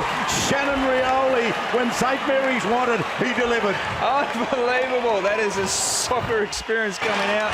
And Thomas Motlop couldn't do anything. He did everything right. He loves his Manchester United. He's a big soccer fan, and they would even be impressed with that. I reckon that's that soccer skills coming out. Shannon Rioli, what a goal. Game number 200, Jared Island. He just might. And that was soccered all the way from centre wing, Charlie. Yeah. Centre wing. Just nothing except absolute desire. And Wanderers under the pump, but they've made a good stuff, the Eagles. They do have extra players here. Ian. Here's picked up by Jakura. Jakura pumps inside forward 50. Vallejo takes the mark between full back and centre half back. They're defending the airport goal. The Saints time on. Vallejo copped one for his corner in the ribs. Adam Cook. One-on-one football, everyone's manned up. They have indeed. Jack Long offers. Vallejo ignores him. He'll go for the long bomb. Favours the grandstand side. Looking for Lewis. Lewis can't take the mark. Ball over the back. Coombs lets the ball go. Kicked off the ground at that time by Lovett. And Andrew Lovett puts the ball out of bounds at between wing and half forward. Grandstand side. 50 plays 42. St Mary's in front. We've ticked into time on in the final term. 3 goals to 0 in this last quarter to the Green Machine. The ball tossed in. VV up against Lewis. Neither really get a clean hand to it. Josh Cabillo, he does. Got a handball out to Cook. He can't pick it up. He slaps it through centre half forward. Gathered by Christie. Tackled to the ground. Jack Williams in hard. Gets a grubbing kick away. Shane Thorne's waiting for it. Drives it inside 50. Long up against Shannon Motlop. Spillage. Nook Mansell's there. He's crashed into. Oh, it should have been in the back. Oh, gee. Not called by the umpire. Unlucky Nook. And the umpire says, I'll have it. 25 metres out from goal. Lewis wins it down. Straight to Jack Williams. Handball goes to Jack Long. Quick from hand to boot. Up and under. VV couldn't take the mark yet. His leg's taken out from underneath him. Erlinson with the spillage. And the mark taken. The Eagles, the mark taken there by Justin Smart. And he takes the mark 20 metres from goal, right of centre. 21 minutes gone in this last quarter. St Mary's in the lead by 8 points. This to bring the Eagles within 2. Right, Justin Smart pressures on. The left footer kicks at goal. And he puts it through the middle. The Eagles, they have a heartbeat. 2 points is the margin. He's absolutely a quality player, Smart. He's probably been down on in this game compared to his performance throughout the year, but give him any opportunities and he'll make you pay. Very, very pressure kick, that one. Great goal by Smart, but I tell you what, that nearly hit the post. He just scraped that through. 7-8 to 7-6. Coombs, they're going to miss. He's on the sideline. He can't come on for Saints. He's not going to get a chance. We go to 22 minutes now. The clock ticks past. Just a couple of points, the difference. St Mary's in front. Centre square clearance all important. They get at the Eagles. They can't get out of it. Saints get a half a kick away. Gets down towards Thorne. Thorne's tried to give the handball away. Siren there. Saints have recorded a miracle victory. An unbelievable victory. They fall on the ground.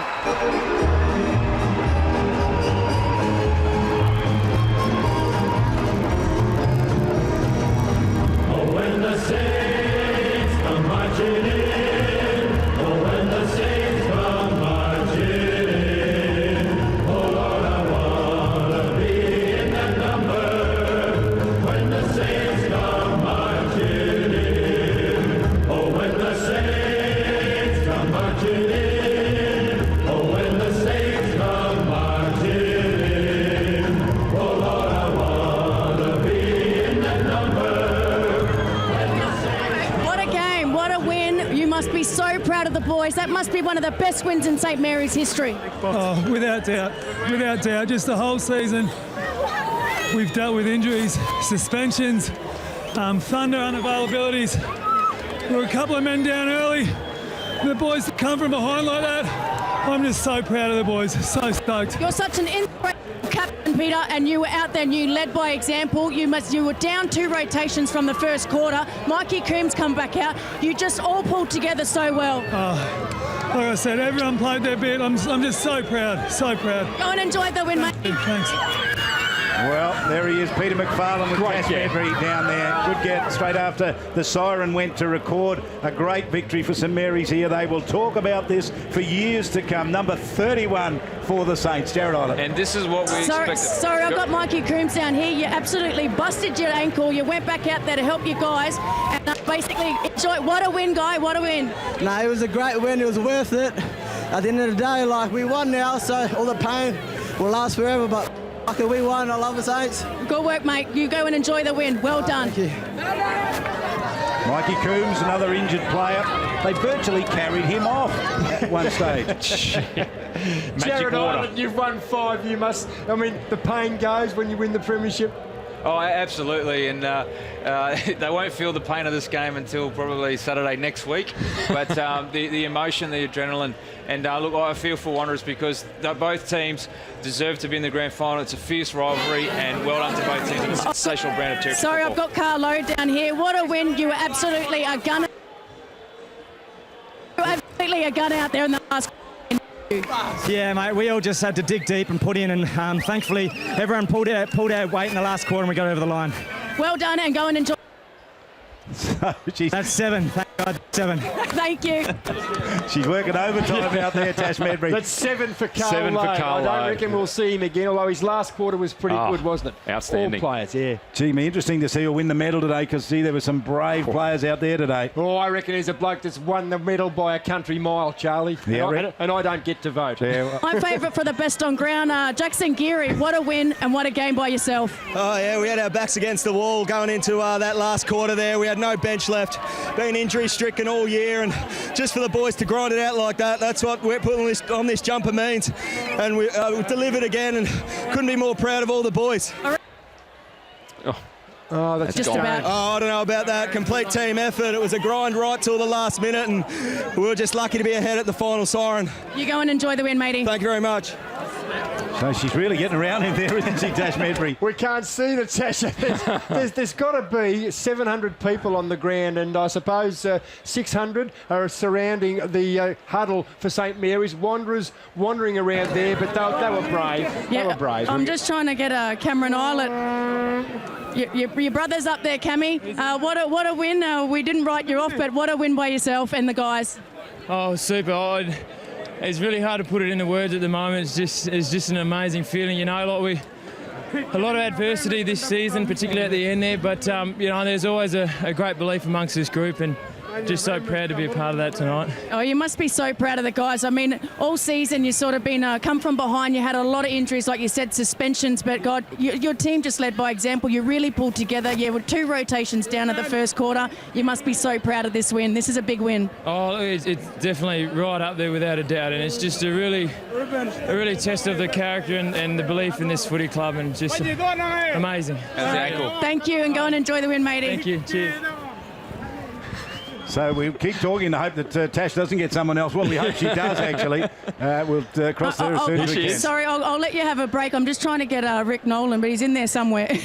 All right. Good on you, Tash. Super job, Tash. Now, Wanderers, let's spare a thought for Wanderers there. They challenged and they led for most of the game, but in that telling last quarter when Saints had to dig deep, they dug deep. Oh, Charlie, they were exceptional in the last quarter. Even if you look at the scoring shots, Saints have been much maligned over the last few weeks for their errant kicking. Well, in that last quarter, Wanderers had 3 opportunities at goal. St Mary's had 3 opportunities at goal. Saints actually took all of them. 3 goals. 3 goals straight they kicked, including that most impressive soccer effort from centre wing, which Shannon Rioli finished off. He willed himself to kick that goal. Yep. He was exceptional. They really obviously took their opportunities in that last quarter, but not only up forward, the marking and the offering of a target by Daniel Lewis, the work at half-back and back pocket by Carl Lowe in that last, I just thought was magnificent. Iggy Vallejo again too, the big body. Iggy Vallejo was very good again. Just that use of experience, the willingness to go hard at the ball. And I thought there were a number of opportunities in that last quarter where Saints were the ones who were clearly going hard and first for the ball. I just want to play a little bit of this for our listeners, particularly those listeners. I've just got Rick Nolan at the moment. Rick, you must be so proud. You said this would have been one of the biggest wins if you could go through and win the grand final in St Mary's history. Would have been the biggest one, but then we've lost Kieran Parnell in the first minute, then we lost Anthony Long in the 3rd minute,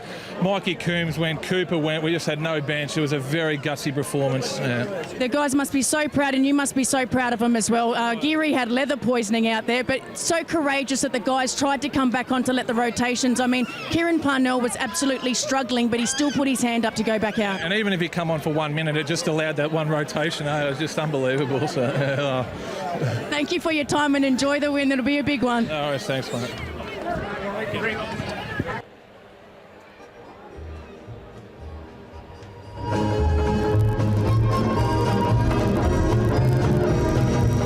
Oh, when the Saints come marching in. Oh, when the Saints come marching in. Well, they marched in tonight, didn't they? They were just phenomenal, and he summed it up there pretty well. They were down for most of the games. They led by 7 points at quarter time, down by 6 at half, down by 8 at three-quarter time, and Wanderers looked to have the game in their keeping. And as Dominic said to you, they got 3 chances each in the last quarter, and Saints, who have been inaccurate for most of the year, were deadly accurate in the last quarter, kicked 3 straight goals, and Wanderers kicked 1 goal too, and there lies the story.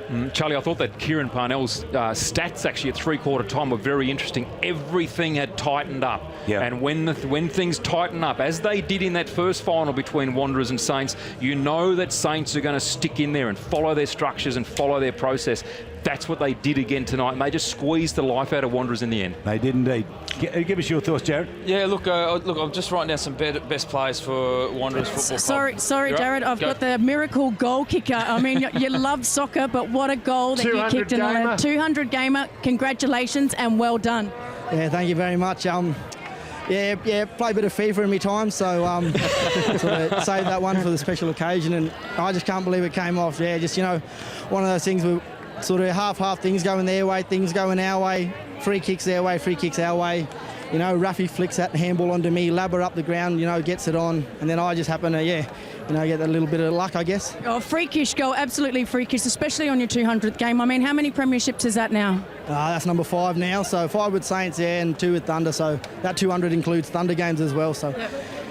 This must be one of the best wins, but I mean, you have come from behind. Everyone wrote you off. You had so many injuries and suspensions, but you've come together, and what a win. You must be so proud of the boys. Yeah, that last quarter, I guess this whole game's really summed up our whole season. You know, we finished the game with no one on the bench, and then we had another bloke go down, and we had injured players coming off the bench onto the ground, and you know, a couple of things go our way, footy gets forward, we kick a goal. You know, they still kick a goal to come back at us, and we just held on. You know, the footy was going forward when the siren went for them, so unbelievable win. And Ricky Nolan said it, this is probably one of the best wins in the club's history in regards to coming from behind and also the injury we've had to deal with.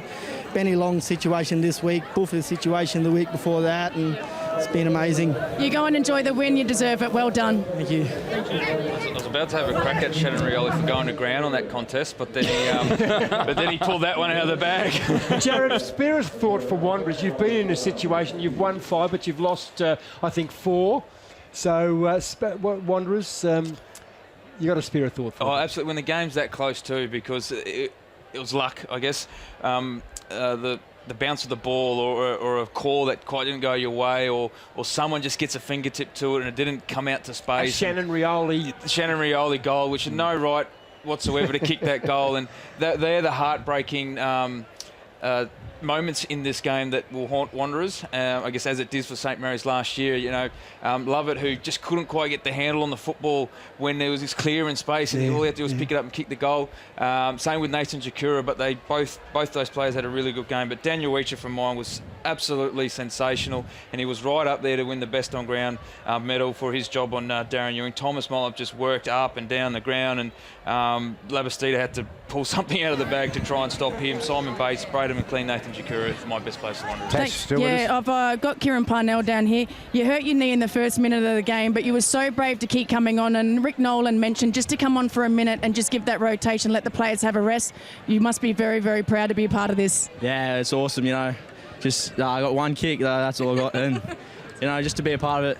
You know, I didn't play a hell of a lot, but just to be a part of it's just sick. So how bad is your knee? Is it probably just a little bit bent inside, or nothing serious? I don't know yet. I can't feel it, so I don't know.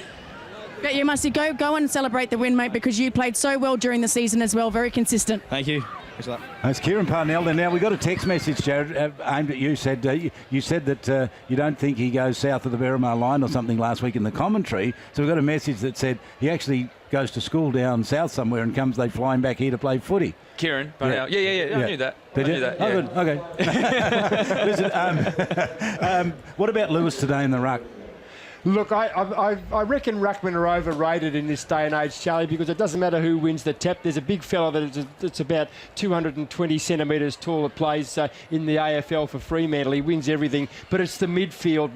But certainly I thought Daniel Lewis around the ground was the difference. John O'Miles was beaten in the centre, but it was around the ground that Lewis dominated. I thought that if ruckman can help win games, then certainly Daniel Lewis did today, particularly around the ground. He was the best ruckman out on the field, I thought. thought he was the best big man, for want of a better word, I think, today. He worked so very hard. Saints starting to gather in front of us here. Your commentary team with you for another 10 minutes out here at Marara. If you've just joined us, the news is that St Mary's have overcome an 8-point deficit at three-quarter time to get up to win by 2 points in the last quarter when they kicked 3 goals straight to 1-2 and to beat the Gallant Eagles 7 goals 8 to 7-6. I've got the man of the moment here, Daniel Lewis. You played absolutely amazing. You were like Superman out there flying around everywhere at every contest you could get to.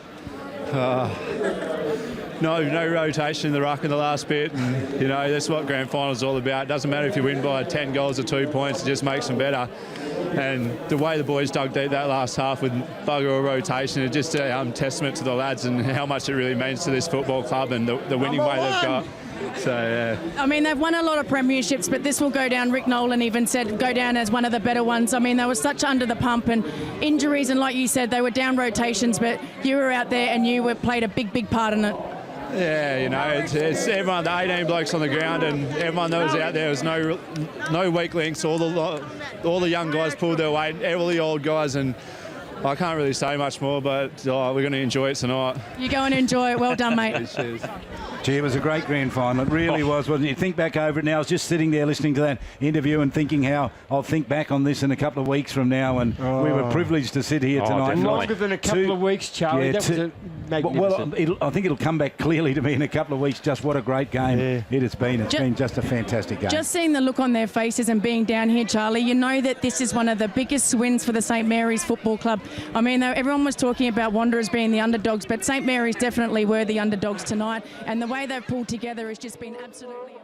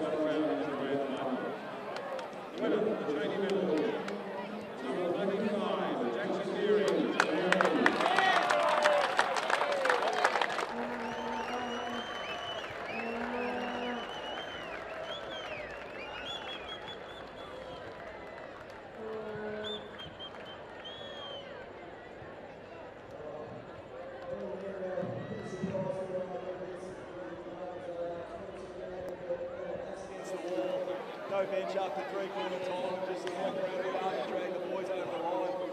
Get up by 2 points, nothing sweeter, and celebrate well tonight. Great work, Saints.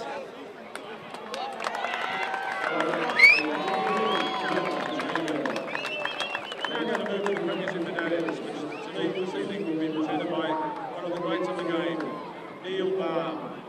Not only a decorated player for the Richmond Tigers Premiership player, but played a coach of the Demons. Football manager now, Collingwood Football Club. He is attending his first ever TIO NTFL Grand Final. In order of playing numbers, I'll read out TIO NTFL 2015-16 Premiers for St Mary's Winning Club. Take it away, Neil. Number 1, Justin Wilson.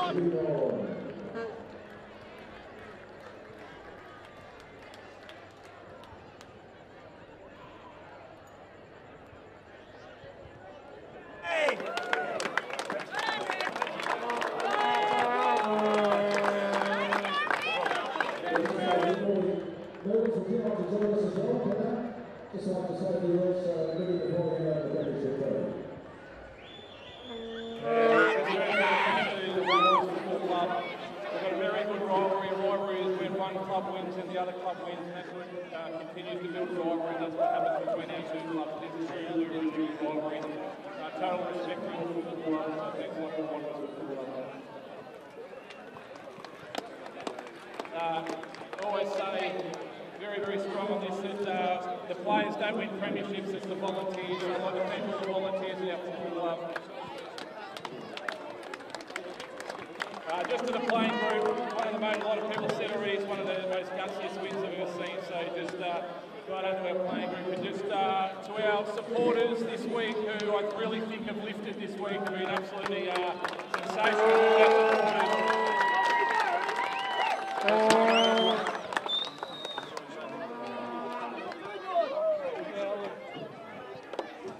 Just firstly, thanks to Wanderers Footy Club.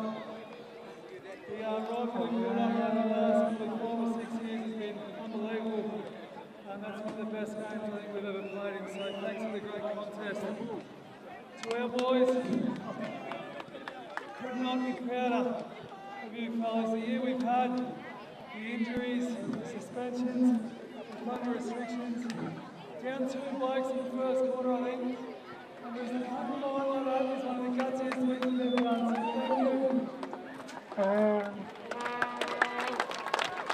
Just like Rick said, to our supporters, our fans, our volunteers, we love you so much. Thank you for doing the rest of this month with you.